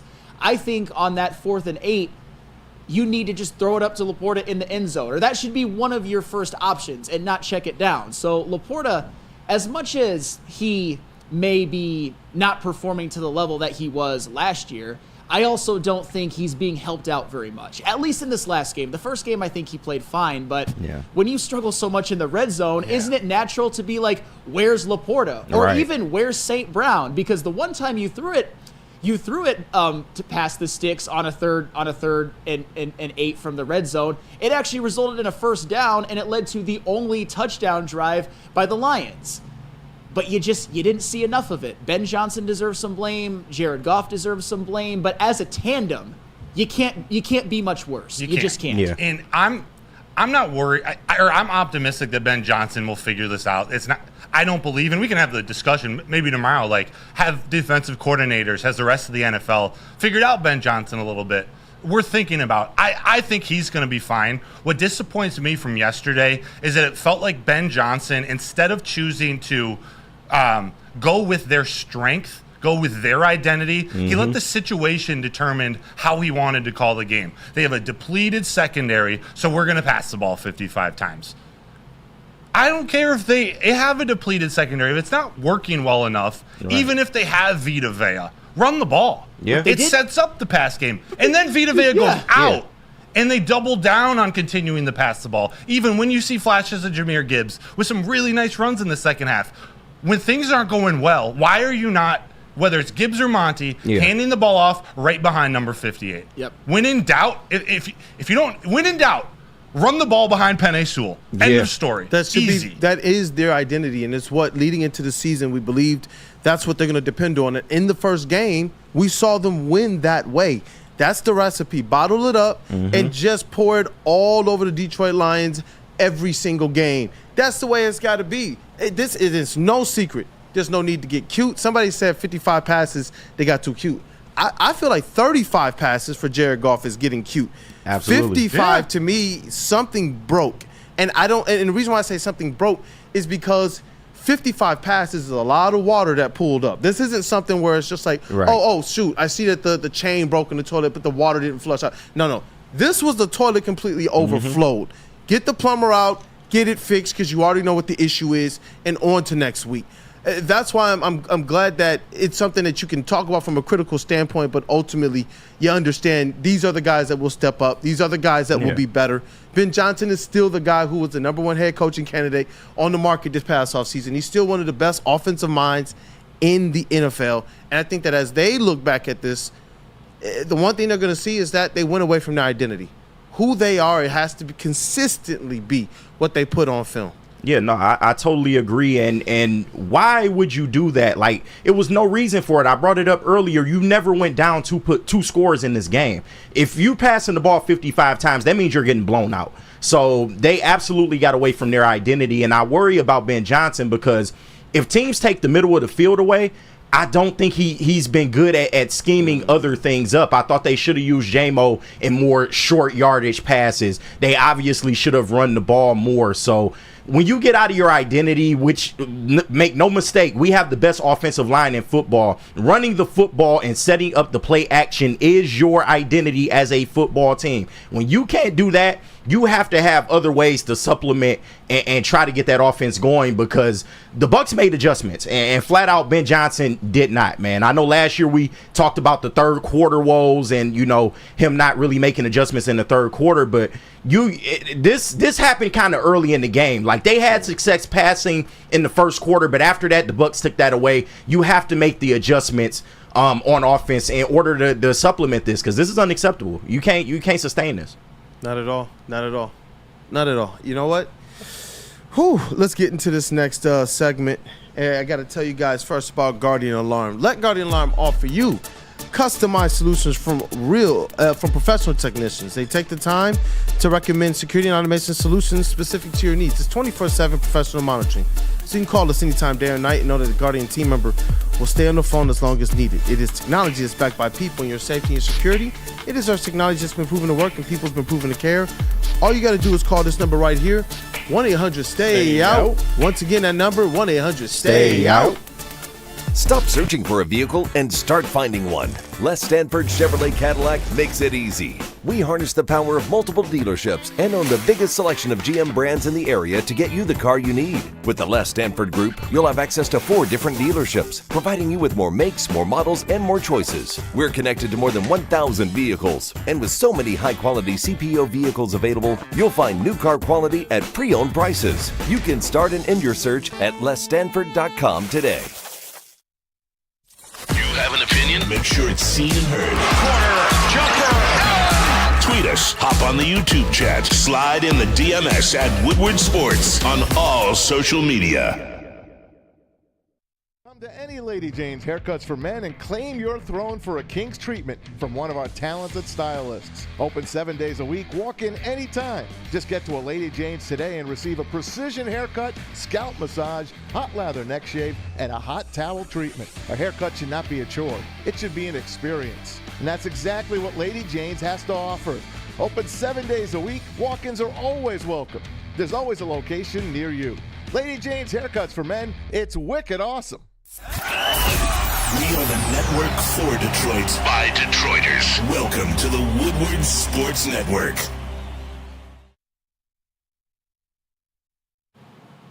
Hey, what if I told you you could place a bet up to $1,000, and if you lose, you get that bet right back?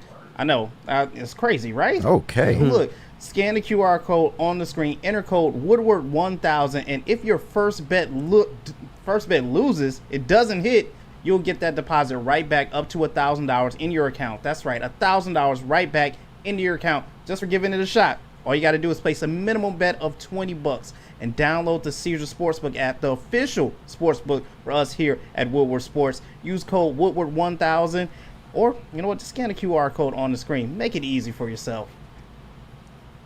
What up, though, people? It's Wake Up Woodward. Thank you guys for kicking off today with the WUW Crew. We talked about the responsibility, the blame on Ben Johnson. We got to talk about the head man, Dan Campbell, as well. I think that's something that definitely could be placed on him, is what happened really at the halftime. And then you have to ask yourself, if that's something you do place on him, how much of a weight do you put on that being, playing a big factor, a big role in that game? But Flannel, I ask you, man, Dan Campbell, how much blame do you believe should be given to him for this loss to the Bucs? Well, he gets a share of the pie, and he himself said when he was being interviewed at halftime that he screwed his guys. And I get it, when it comes to coaching malpractice like that, it's never just one guy who does it. But in the case of Dan Campbell, there's no excuse for what happened to end the half. The fact that they were not able to come away with points and at least make the score 13-9, or at least attempt to make it 13-9, that's some stuff that you would see in the Matt Patricia or the Rod Marinelli era. And that's not hyperbole, by the way. That is not the type of end-of-half blunders that Super Bowl teams do. I mean, St. Brown caught the ball inbounds with 10 seconds left on third down. That was a clear as day. Anybody with any football knowledge, I'm not saying Dan Campbell's dumb, I'm just saying that anybody with any football knowledge knows that is a time to spike the ball. It's not a time to run your field goal unit on, because you're not going to be able to set it up and attempt one in 10 seconds. It's just impossible. So what happened was the offense stayed on the field thinking that they were just going to spike the football, but the field goal team was running on, so they got called with a 12 men on the field. It was more like 17 men on the field. And then it was a runoff. The half ended. The Lions went to the half with a 13-6 deficit. And that's just, Dan Campbell's a great coach. He made a decision earlier on that fake punt, which ended up working. He's already the best coach in Lions history. Yeah. But that was not a smart move. That is not something that Super Bowl teams can do. No, I do believe that Dan Campbell is one of those coaches who's finally put together that combination of being a leader of men. We've had those coaches in the past, as well as being a good football coach on the field. We've had those coaches in the past, but they couldn't lead the men. Dan Campbell has that combination, so it was a little bit uncharacteristic to see that. But I expect through a course of a season, we're going to see some things like that. Overall, with Dan Campbell, I wanted to ask you guys, when you see Ben Johnson and the offense going for 55 passes, and I can't speak to what goes on behind the scenes, but how much responsibility do you believe Dan Campbell has to have in saying, hey, maybe we should change up the game plan? Or is this a situation with Ben Johnson, you kind of just respect what he's going to do, and over the course of the season, you just kind of go with whatever he believes is best? Well, that's what's so tough, because one of the strengths of Dan Campbell is that he empowers the right people to make the right decisions. And Ben Johnson has been a massive net positive for this team, a massive net positive for like Jared Goff and Amon-Ra St. Brown, for example. And Ben Johnson had a bad week. I think this is something that maybe Dan Campbell addresses this week in practice. They go over the game plan. Dan Campbell asks questions, maybe makes suggestions, but in the course of a game, I think even though it wasn't working, you've just got to let Ben Johnson cook. This time he burnt the toast. Yeah. Usually Ben Johnson will give you a gourmet meal. Good analogy. Yes. But I think Dan Campbell just has to be who he is. Just let the guys you empower do their job. No, I totally agree with that. And yes, he does deserve a piece of the blame, but ultimately, I think he was just taking the bullet for his team. Like, of course, you can't have that 12-man on the field, towards the end of the half. But overall, I don't know if people noticed, but he called a pretty conservative game in this one. And ultimately, it led to the Lions, combined with the defense, being in the game pretty much the whole game. They were never really out of this game, although the Buccaneers took advantage of, some missed opportunities. But overall, the personnel in the second half, they left too many plays on the field. You got to go out there and make the plays and execute. So I don't give Dan Campbell so much blame in this, and I do respect the fact that he went out there and tried to take the bullet for his guys, but he knows that Jared Goff needs to play better. He knows the offense as a whole has to come around. He knows the defense can't make silly penalties and mistakes, man. So not Ben Johnson, but Dan Campbell, he's good. He's going to learn from this, and we'll keep this train rolling. Yeah, I don't know if we're going to have time to get to the wide receivers today, but just a little bit of news broke from Adam Scheffler officially. Despite being hobbled off during Sunday's game, Lions wide receiver Amon-Ra St. Brown initially was determined to have only a contusion and cramping, so he should be fine. Thank God. I thought you were setting that up to be like, he was initially thought this, but. Yeah, thank God. He looked bullet dodge. Helmet to the thigh. Yeah. That was you don't see that man look hobbled very often. He tried to stay in the game too. He tried, man, and it's honestly this is the heart of this team, and that's why it's like, you know what, they play with something that goes beyond when we see them have these types of flubs, these types of games. That's what makes me optimistic. Dan Campbell, when you talk about him as a coach, instantly we can talk about the blame that should be on him, but I do, to your point, like the fact that he was able to rely on Jake Bates. He was able to rely on his defense. Yep. A lot of times in that game to go and get the ball back. He has confidence in them. They got a defense now. They have a defense now. Through 2 games, they've shown that they're going to be a defense that will, hey, offense, It's just 20 points. Go out there and get 20 plus. Yeah. We expect this offense to go out there and do that. It is tailor-made. It's very tailor-made. But what I like about Dan Campbell going out there and honestly standing in front of the Buck is because of all the other things that we know were positive in that game. Yeah, you quiet down all of the other noise. Dan Campbell and Jared Goff got out in front of it right away, whether it's all their fault or not, but they're going to make sure that all the noise sits at their feet because I believe that they know they can handle this. Jared Goff has been there. How much noise has Jared Goff heard throughout his career? A lot. Especially at the beginning of his Lions career, at the end of his Rams career, and he's continued to be a guy we know that is going to be resilient, going to continue to bounce back, going to continue to be a guy that looks to improve. The one thing I loved about Jared Goff's game last season is that he didn't put too many bad performances back to back. He was a guy that found a way to push through. And this team, this offense, they play for him. They really do. And so it's like when I look at Dan Campbell, there's some things that obviously at that halftime, that's probably one of the things I'm going to be like, okay, Dan has to have that end of the half scenario already set. Right. But everything outside of that, I actually like some of the things that he was doing and the fact that he could rely on the other two phases as it relates to special teams and the defense. Shit, yeah, I have no issues with Dan Campbell other than what happened before halftime. Yeah. Because in a lot of ways, when you have the game plan, when you have your coordinators, one of the ways in which you really control things as a head coach is, one, deciding to do things like fake punt it on 4th down, which worked, and another is the clock and not letting something like that happen. So Dan Campbell is somebody who had some issues at the beginning of his career with the Lions. Thank God this didn't happen when the Lions were 1-6 in 2022, or else he might not be the coach right now. But that's a neither here nor there. The fact that he's proven so much, the fact that we can already say that he's the greatest head coach in Lions history, at least in the Super Bowl era, it gives him some grace to make a mistake like that, as long as he doesn't compound it with others and as long as the Lions bounce back, which we all believe that they will. There's blame to go around with this game. I would say that Jared Goff, Ben Johnson, and Dan Campbell, between those three, they get almost all of it, honestly. But yeah, it's something that we expect them to clean up as the season goes along. They're only 1-1. How about you win these next two and go into Dallas at 3-1? A Dallas team that got the ass whooped yesterday. Typical Dallas. Textbook Dallas Cowboy football. By the Saints. Hey, the Saints, greatest show on turf, right? Right. DC4, he back. That Saints offensive line, though, is legit. Yeah, it is. They are nasty. Guaranteed they're still partying in New Orleans right now. Just checking in to see if y'all still them boys. Right. No, they ain't. Not at all. They ain't been them boys in quite some time, so. Just a little teaser. The Dallas Cowboys will not be on my top 10 tomorrow. Zing. You notice they went into my preseason. This is exactly why. I know. But they had an impressive win at Cleveland. It's Cleveland. They are a dumpster fire right now. Yes. That's fine.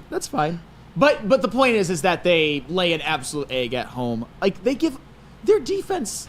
I picked Micah Parsons to be Defensive Player of the Year. I thought that their defense would hold up fine, but the Cowboys, they just they do what they do, but that also presents an opportunity. When the Lions go to Dallas 3-1, which I believe they will, it would make everything that happened in week 2, all of the offensive struggles that the Lions have had in the first 2 games, it would just wash it all away. Let's hope. Definitely. And let's hope Aiden Hutchinson puts Dak on his behind a couple of times like he did last year. That's going to be a masterpiece. I see Devin Ferris in the chat.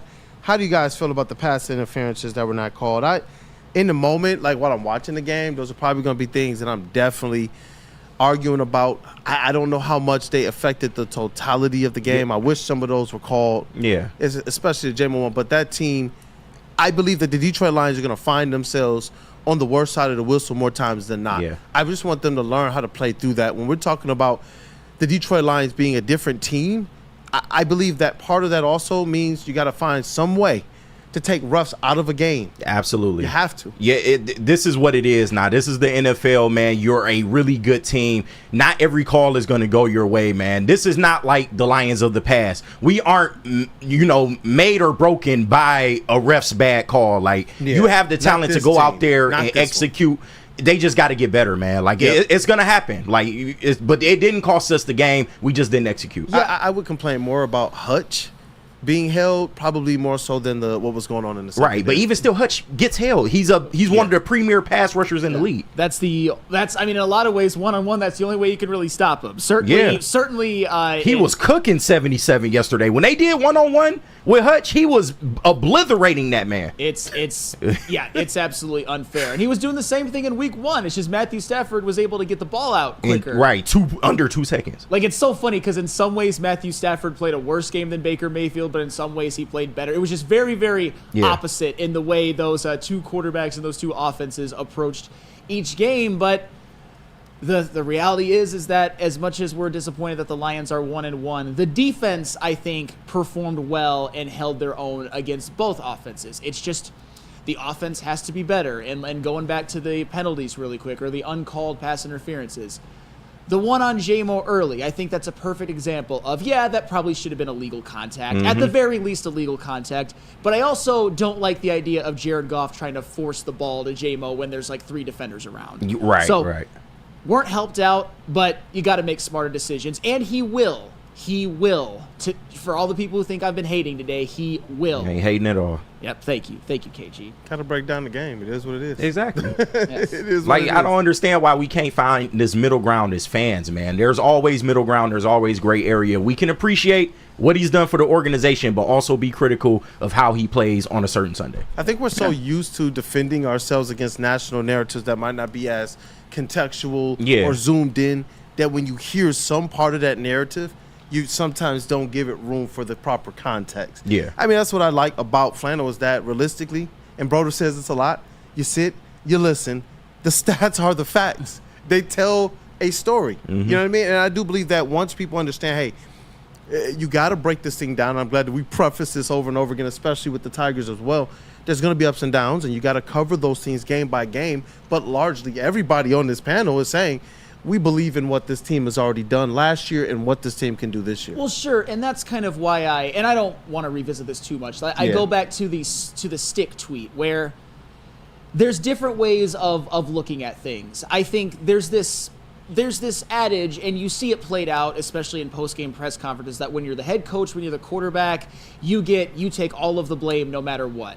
My point with everything is that it's possible for a quarterback to play well in a loss. It's possible for a quarterback to play poorly in a win. It's possible for, like Jared Goff in so far this season, to have underperformed and the Lions offense to have underperformed. But it's also possible to acknowledge that Jared Goff as an individual quarterback in last year's playoffs played well enough to get the Lions to a Super Bowl, and things around him kind of cost him last year.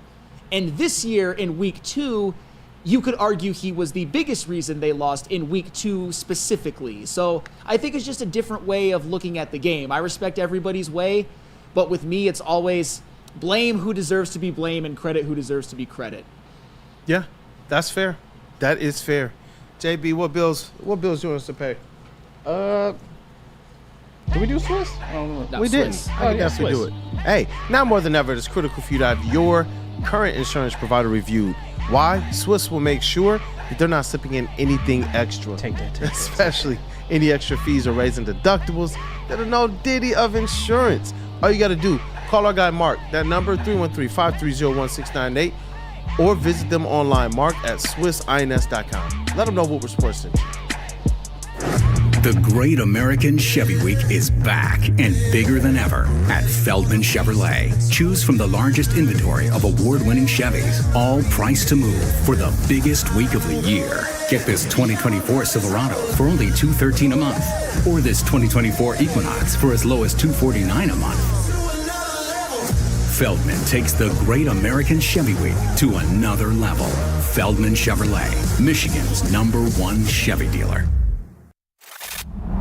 Love Woodward Sports? Love wearing clothes? Then you should be wearing Woodward Sports clothes. Check out our full line of merch at woodwardsports.com. Just click on Shop. We have all your favorite designs, like Dan Campbell kneecaps, Woodward Golf, and of course, our own logoed out merchandise. Men, women, infants, kids, all love Woodward Sports. Impress your friends. Impress your boss. Impress your dog. Buy Woodward Sports merch today.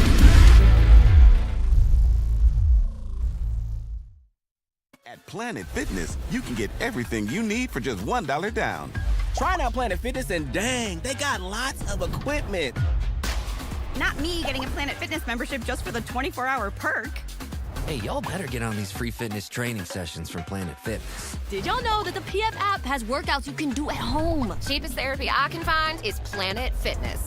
Join Planet Fitness today and get everything you need for just $1 down, $15 a month, cancel anytime. Deal ends Thursday, July 18th.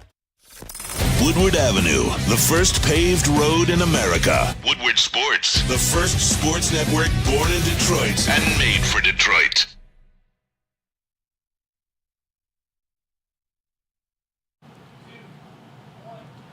Dreaming of a new home but feeling the financial pinch? Mark White & Associates, your trusted real estate experts, are here to help. Mark White and his team will pay up to $5,000 of your closing costs. That's right, I said $5,000. Call Mark White & Associates today at 248-290-8242 or visit them at markwhitesells.com. Again, call Mark White today at 248-290-8242 to make your dreams come true.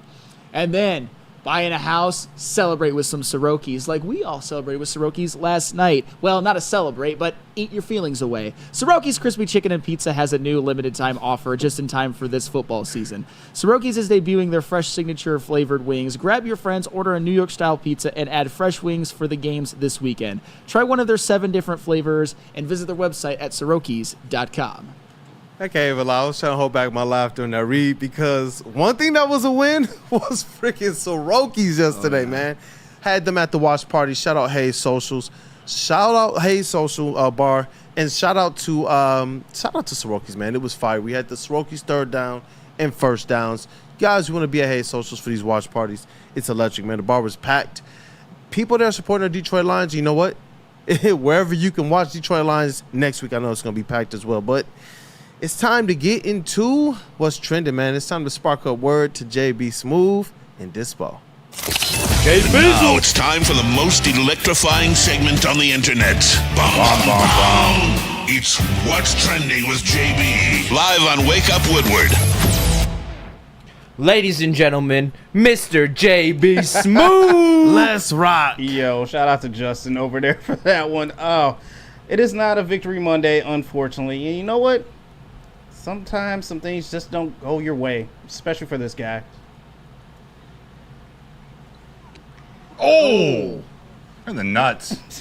Is that Josh Allen's pistachio farm? Oh! The sound. One more time. 3, 2, 1. Oh!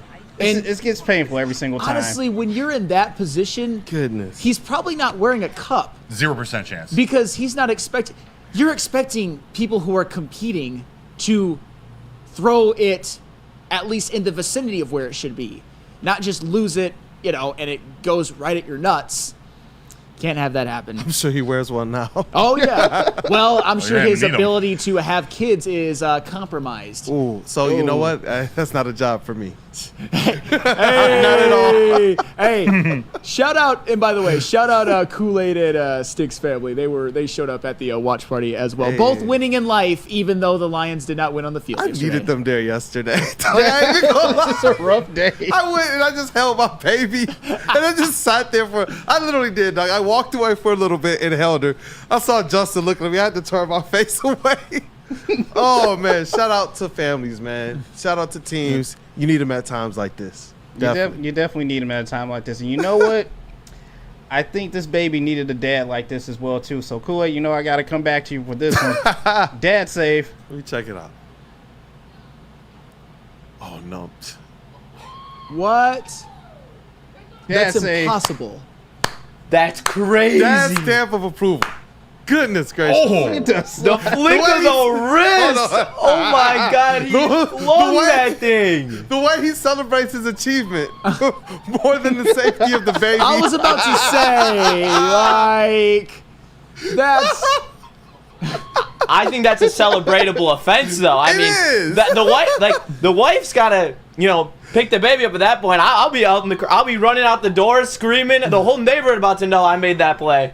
That's oh. How do you do that? Man. How do you get it perfectly on camera, too? Can't. Exactly. Yeah. I'm assuming they have a Google Home or something. Yeah. Oh, okay, yeah. Because she makes it a real effort. Like, once she noticed it, it's a little late, but she makes an effort, so it doesn't look planned. Hey, shout out to Mr. Joe the Gringo in the chat. I see you, man. I see you. I like your comment, bro. He liking me to you, brother. I like it. I don't know if I can read that. Can I read that? I'm sure you could. Oh, shoot, man. I don't even know where it went. He said Kool-Aid sounds like Sam. Oh, I be effing. I'm married. Oh, snap, man. Shout out to the chat family. Oh my God. Moving on, man. Speaking of Lions watch parties. Moving on. Brother, I gotta come to you with this one. I don't think anyone noticed. Later of this matchup. How great would that be as Suter? What? Nope, all good. Nope, no one noticed. It was pretty slick. It's a balk, right? Yeah. I was about to say. I've never seen it like that. Like his little squat right before he falls back. That was weird. Not being called? I'm seeing the ump not call a balk. I'm hoping it came from the second base umpire, putting his hands up. I mean, is that the White Sox? It's the Rockies. Oh, well, hey, just as bad. Not really as sad as that is, but yeah, those two teams are garbage. Yeah, are garbage. Man, I wish the Tigers could have got that one on this past Thursday. But you know what? They're still in it. But, Broder, is it frustrating that you can trip and fall on the mound and it's like, it's not, are you okay? It's, runner on first, go to second. It's a balk. It's a crowd. If you're away, it's a crowd cheering because you just helped their team. Yep. Yeah. Pitching, it's special. There's so many intricacies to it. I love it. Have you done anything like that, Broder? A balk like that? Yeah. I'm sure I have. Ask me that again. I'll think of a time. I've done some stupid shit on the mound for sure. Oh man, well, brother, I'm sure you've done some stupid shit on the mound, but have you ever done some stupid shit on a skateboard? No, I was a bad skateboarder growing up. I was a good rollerblader, but no. What am I about to see? Is this scarred? This might scar you. Oh, really? Yep. All right. As long as his gonads are okay. Oh, that's a big dude. Is that Big Black? R.I.P. Oh, whoa. His foot's broken. It's got to be, right? Oh, my God. Oh. No. At least I'm not seeing, like... No, you got friends recording it, but not telling you not to do it. Get better friends. That hurt my back. Word. Yeah. My back, my ankle. Oh, that's a lot of weight. You can see the moment where he just was like, I'm not going to make it. I'm not going to make it. It's like Sean Livingston plus 200 pounds. Right there. Oh, right there. Right there. Hopefully not. Oh, my gosh. I'm out of there. It's just rough. That one's rough, but that's it for what's trending, you guys. Let's hop in some mailbag, some early mailbag. Oh, man, good job, as always, JB-SMOOV. What's trending? Definitely, people, chat family, go ahead and smash that like button for JB for the content today. You know what? It's still a loss for the Lions, but it's been a lot of good content today. Go ahead and smash that like button. You guys are the most important part to say. Absolutely. But first, I got to tell you about the Boys and Girls Club. Join the best youth football league in Metro Detroit. The Boys and Girls Clubs of Southeastern Michigan's 3C Sports League offers youth ages 5 to 14 with 6 exciting teams to choose from in Detroit, Belleville, Highland Park, and East Point. All coaches are trained, certified, and undergo background checks. Register for football or cheer at bgcsm.org. Equipment, meals, and transportation included, all for a chance to play for a championship at Ford Field for just $175 per child. Put the youth back in youth sports with BGCSM 3C Sports. Railing out with your Premier Pet Supply, man. Just looking around. Who's got it better than pets?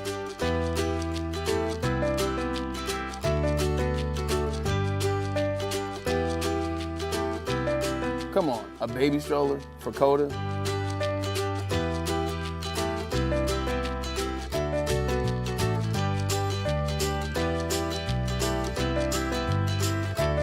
A chef for Lola? Really?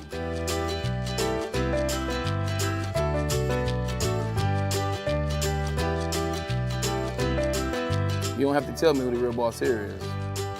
Who's got it better than pets? Nobody, especially here at Premier Pet Supply. For over 30 years and more than 13 locations, Premier Pet Supplies has everything that your pet can dream of. And guess what?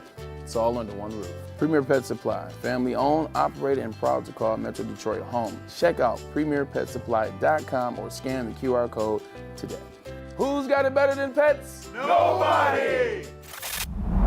Love Woodward Sports? Love wearing clothes? Then you should be wearing Woodward Sports clothes. Check out our full line of merch at woodwardsports.com. Just click on shop. We have all your favorite designs, like Dan Campbell kneecaps, Woodward golf, and of course, our own logoed out merchandise. Men, women, infants, kids all love Woodward Sports. Impress your friends. Impress your boss. Impress your dog. Buy Woodward Sports merch today.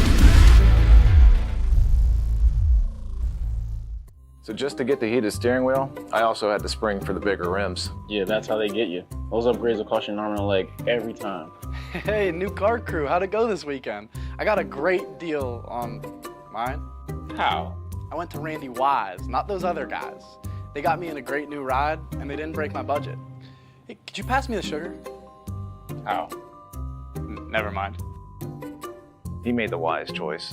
Yep. Make the wise choice at randywisechevy.com. Hey, listen, I got to tell you guys about the New Holland Brewing Company watch party with the heavyweights and the post-game show right after with Stick and Anson. And that's where? Hayes Social in Shelby Township. You guys continue to watch the watch parties last year and say, we want to be involved. This year you can, and it was packed yesterday for the game. Lions fans everywhere. Woodward Sports personalities there. Soroki's was there. Sabbath Coffee. New Holland.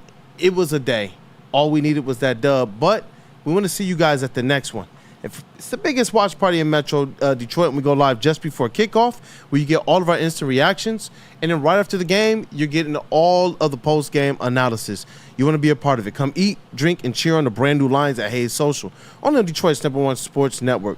Woodward Sports, brought to you by Tangerine Space Machine, Taller, your local long drink, 1800 Tequila, Soroki's, and Sabbath Coffee. And then attention, sports fans. Don't miss out on expert sports injury insights with Dr. Jeff Pierce of Michigan Sports and Spine. Join Dr. Pierce every Tuesday on Big D Energy and every Thursday on Ermanni and Edwards, where he's offering top-notch injury advice. Trust the guy at DMAC Trust. Dr. Jeff Pierce, he's here to keep you in the game and performing at your best. For more information, visit MichiganSportsandSpine.com or call 248-426-9944. And we are back. It's been a show.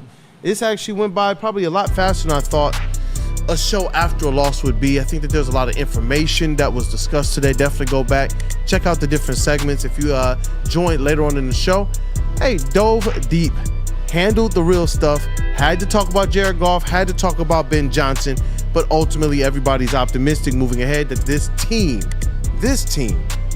still the team that we expected them to be to start the season. But it's time to get into this mailbag segment.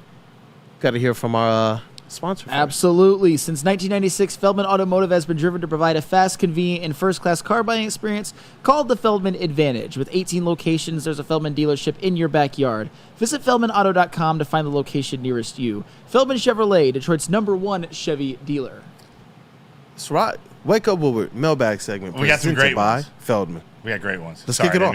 No, let's go. Kick it off. You're eager. That's why I'm like, let's go. Let's go. Chuck Brewer, thoughts on this Feldman mailbag?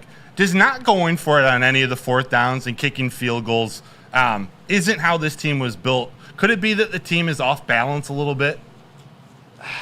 So I want to look at them kind of situationally. Yeah. Because I believe the first one was a 4th and 3 from the 3. It wasn't quite that simple, I don't think. I think you're not going to go for it if it's, say, 4th and 6 or 4th and 8 or anything like that. So I think it's just one of those where if it makes sense, do it. I didn't really have any problem with them kicking field goals when they kicked them. I had more of a problem with what they did on like 1st, 2nd, and 3rd down, not really necessarily going for the field goal on 4th. Yeah. I'll piggyback on this real quick. Just give me a shorter answer, but do you think did we overlook the emergence of Jamison Williams throwing the offensive rhythm off a little bit, like factoring in how he's used in the offense? It's going to be different than last year. Or is this more just the first 2 weeks they just haven't looked good or rusty or, a different reason? Because they went to him a lot in this first quarter, which was a little bit different. And I like it, but. Yeah, that's a good point. Justin? I think that Goff is hyper active. looking for Jameson Williams out there, it looks like his first read is to JMO. And where last year it looked to be spread around the field more, and when push came to shove, if no one was open, he went to Josh Reynolds. And I think he's overcompensating for the loss of Josh Reynolds with Jameson Williams, and he's not trusting his Amon-Ra St. Browns, which he did yesterday, but in the first game he wasn't. And then Sam Laporta.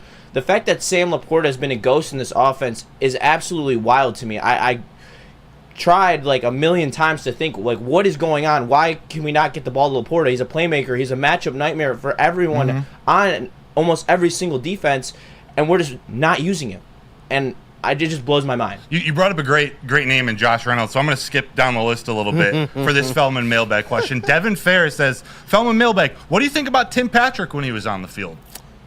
It was about 33 snaps. I mean, for whatever I expected, I thought he did decent, man. He acquitted himself pretty well, in my opinion. It's what you want to see from a guy that you expect to be able to kind of hit the field and at least be somewhat of a reliable target. So I liked him. I'll just say, I think down the road he's going to acclimate himself, and I look at him as potentially, especially as we hope that the Lions and Ben Johnson and Jared Goff kind of clean up their red zone woes, he's a big target.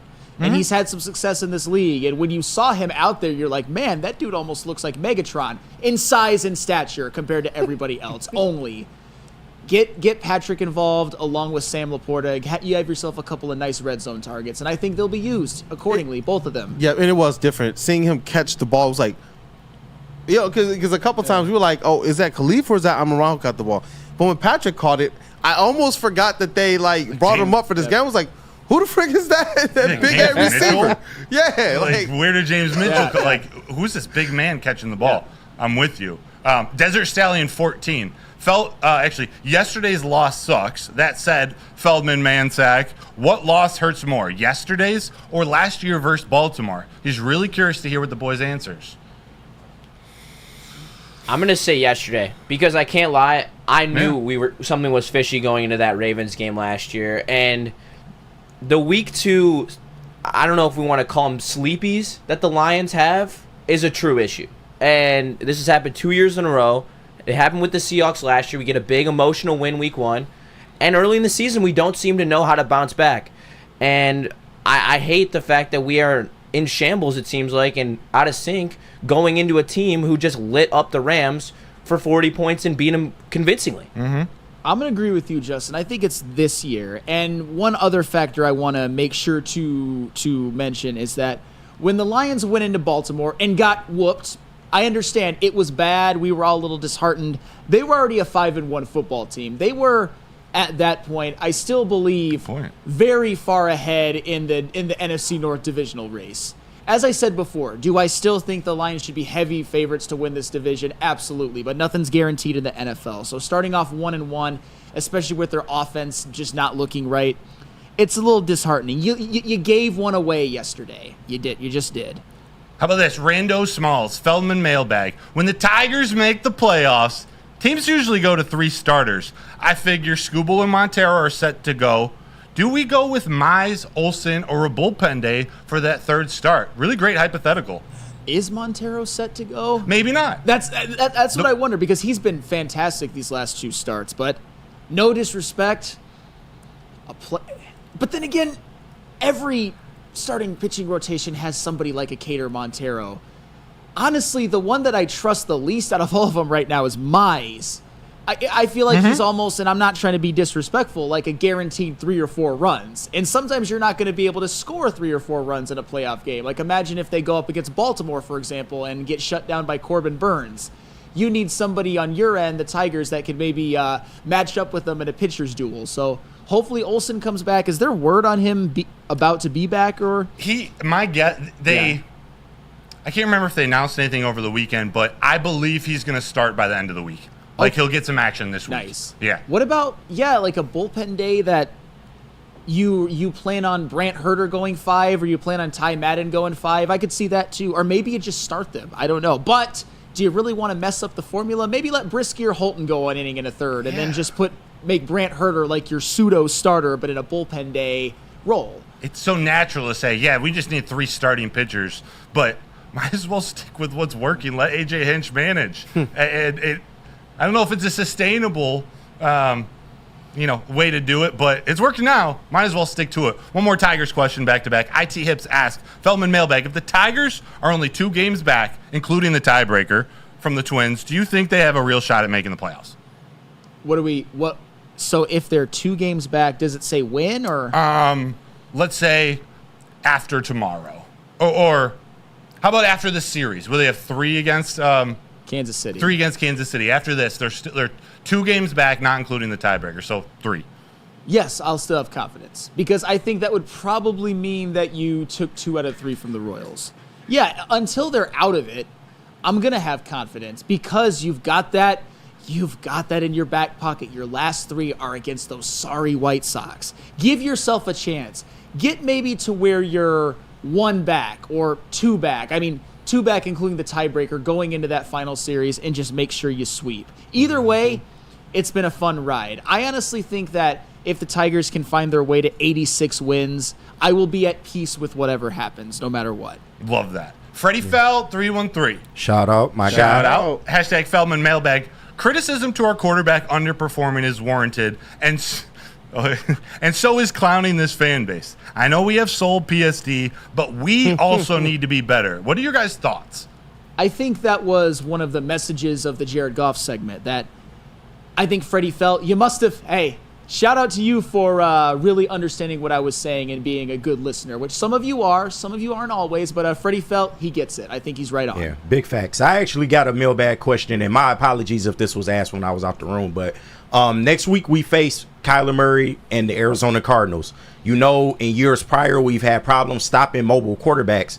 Do y'all have any reservations? You saw how Baker Mayfield was able to get out the pocket at times and gash us. Do you have any concerns or reservations about this game coming up and facing a more mobile quarterback in Kyler Murray? I feel like it's the game that when we were going through the schedule, we all said, you know what? Yeah. That's a team with a question mark. It's a game that could be a trap game. And, when you talk about the recipes that can discombobulate the Detroit Lions defense in maybe some big moments, even if they largely play well, we still saw – when Baker Mayfield was getting mobile and his mobility was allowed him to elude being sacked even more times in that game, then you have to think about it. I do believe, though, that this game still is predicated on what the offense does. I have faith that the defense is still going to carry that kind of, hey, Cardinals might get 20 points. That's about it. The offense is going to have to carry it the rest of the way. I mean, one of the biggest question marks in that game, and we're going to get into it more as the week goes on, is Maserati Marv.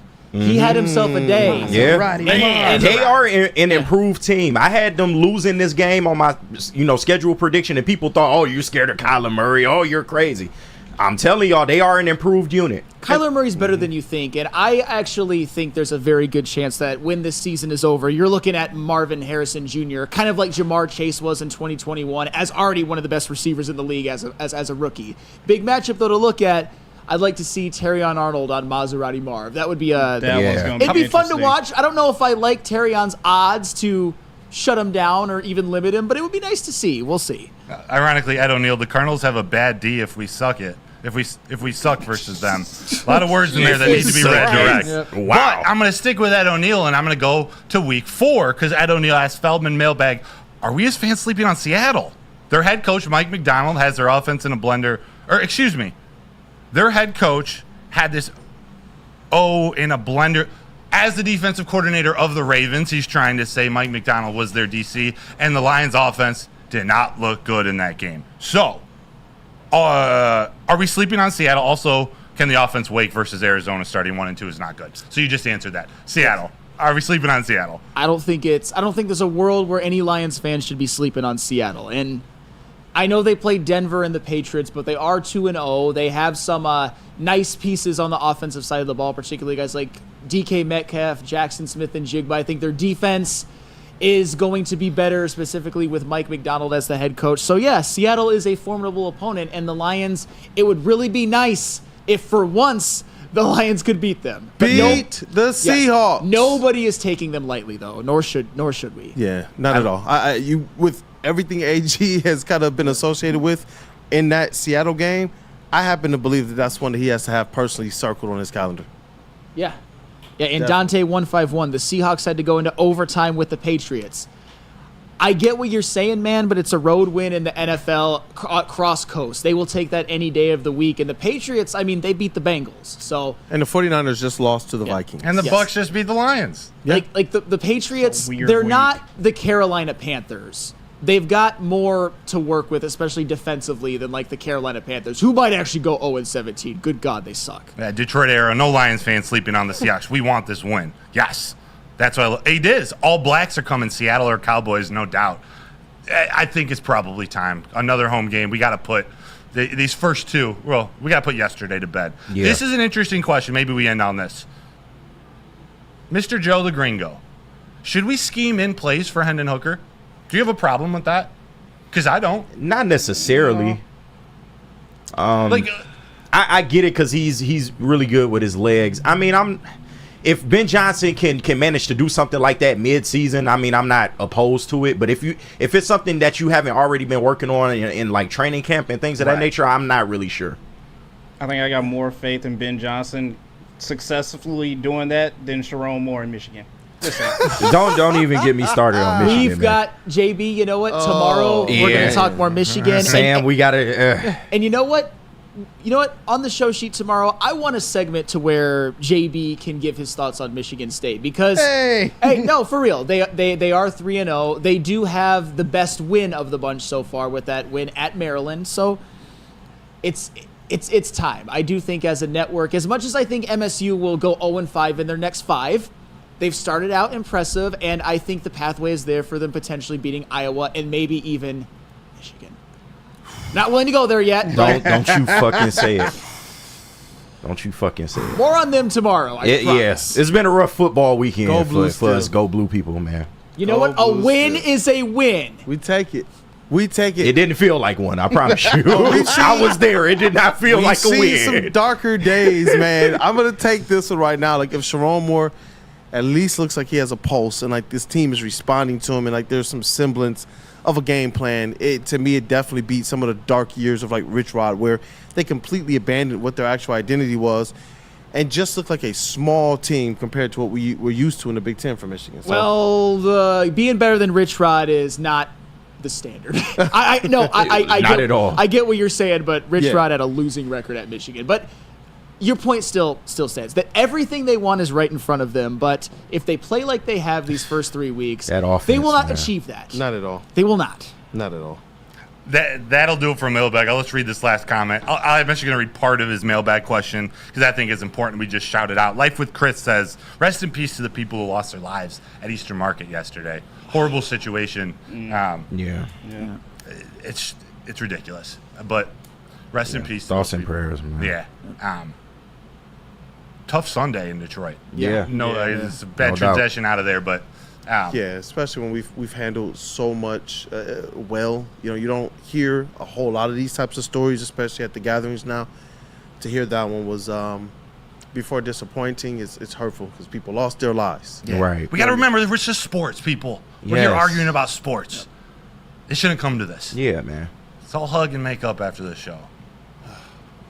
I'll do it. All right, that's the show. That's right. Hey, man, look. The chair tried to steal the ball. Don't blame the chair. Get some handles together, man.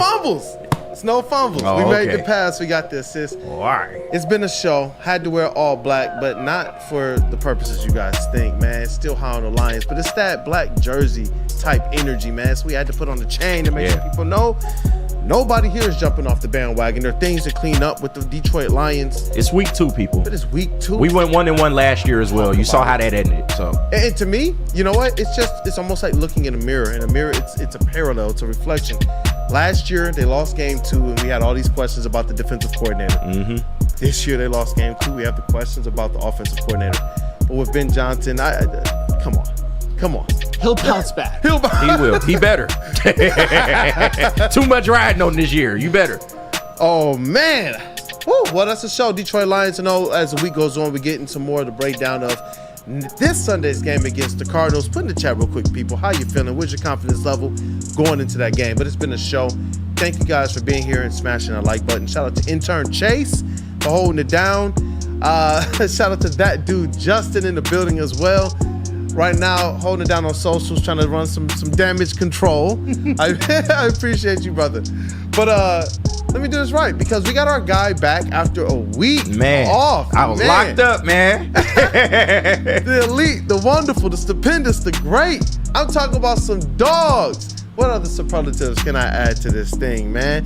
Listen, there's nobody better than these guys. I love what they do, and as people, even more so than professionals, Detroit's #1 draft pick in the sound booth, we got KG, aka Black Hollywood. Yes, sir. Your boy actually felt missed, man. Shout out to everybody in the chat that showed love. Shout out to my team here for holding me down. It's good to be back with y'all, and let's keep this shit rolling. Oh, big shout outs to Freddie Felt for the past week, man. That AEW event was amazing. Shout out to Mike G for hooking it up for the Michigan game this past weekend. And if the WUW Crew would allow me tomorrow, we will do a week 2 fantasy football recap. We'll go over how the teams are structured, everything I was supposed to do week 1, and then we'll just preview some of the matchups coming up. But yeah, we're gonna have a little fun tomorrow. Definitely. You know what, just real quick, shout out to Silent Mike who held it down. Yes, big shout out to past him. Week. Big shout out. And I know KG you've been one of his biggest advocates, saying, you know, get him more involved. Yeah, man. He's gonna get more involved. Thank you for everything, Silent Mike, man. We appreciate you. Yes. And in the TD booth, it is Woodward Sports' MVP, JB-SMOOV. Hey, shout out to all you, man, especially everyone in the chat. Hey, the crew is back together once again. Yes. This past weekend, like I said, it was just weird. It was odd, not only with football, but also UFC as well, too. Sean O'Malley lost. That was terrible. But, hey, look, better weeks ahead. That's all I can say. Better weeks ahead. Better weeks ahead. Hey, you know what? Next Lions game, something tells me it's going to be a victory Monday. Let's hope. I'm there, man. I don't know, after that game, and even this morning, I don't feel as anxious about a loss like I did last year. Yeah. I believe in this team, and I'm bought in, man. Our credentialed Tigers and our Lions reporter and writer for the network, that is Mr. Matthew Broder. What up, though, bro? What up, though? Go Tigers. Go Lions. Yes. We'll be back. We're going to be fine, guys. We're good. We're good. good. We're good. Hey, to the vet of the squad, to the vet of the network, Mr. Flannel Sam, sometimes even has to hold it down on 2 shows. What up, though, brother, in the Lions-themed flannel? I love it, the black and blue energy. Yes, and I gotta get just a couple words on them. The Detroit Tigers tonight, big game. Unfortunately, Seth Lugo is going for KC, and it looks like it's going to be a bullpen day for Detroit. But you know what? Turn Seth Lugo back into Seth Lugo of old. Yeah. This is an aberration. He's been mostly mid, so make him look mid tonight.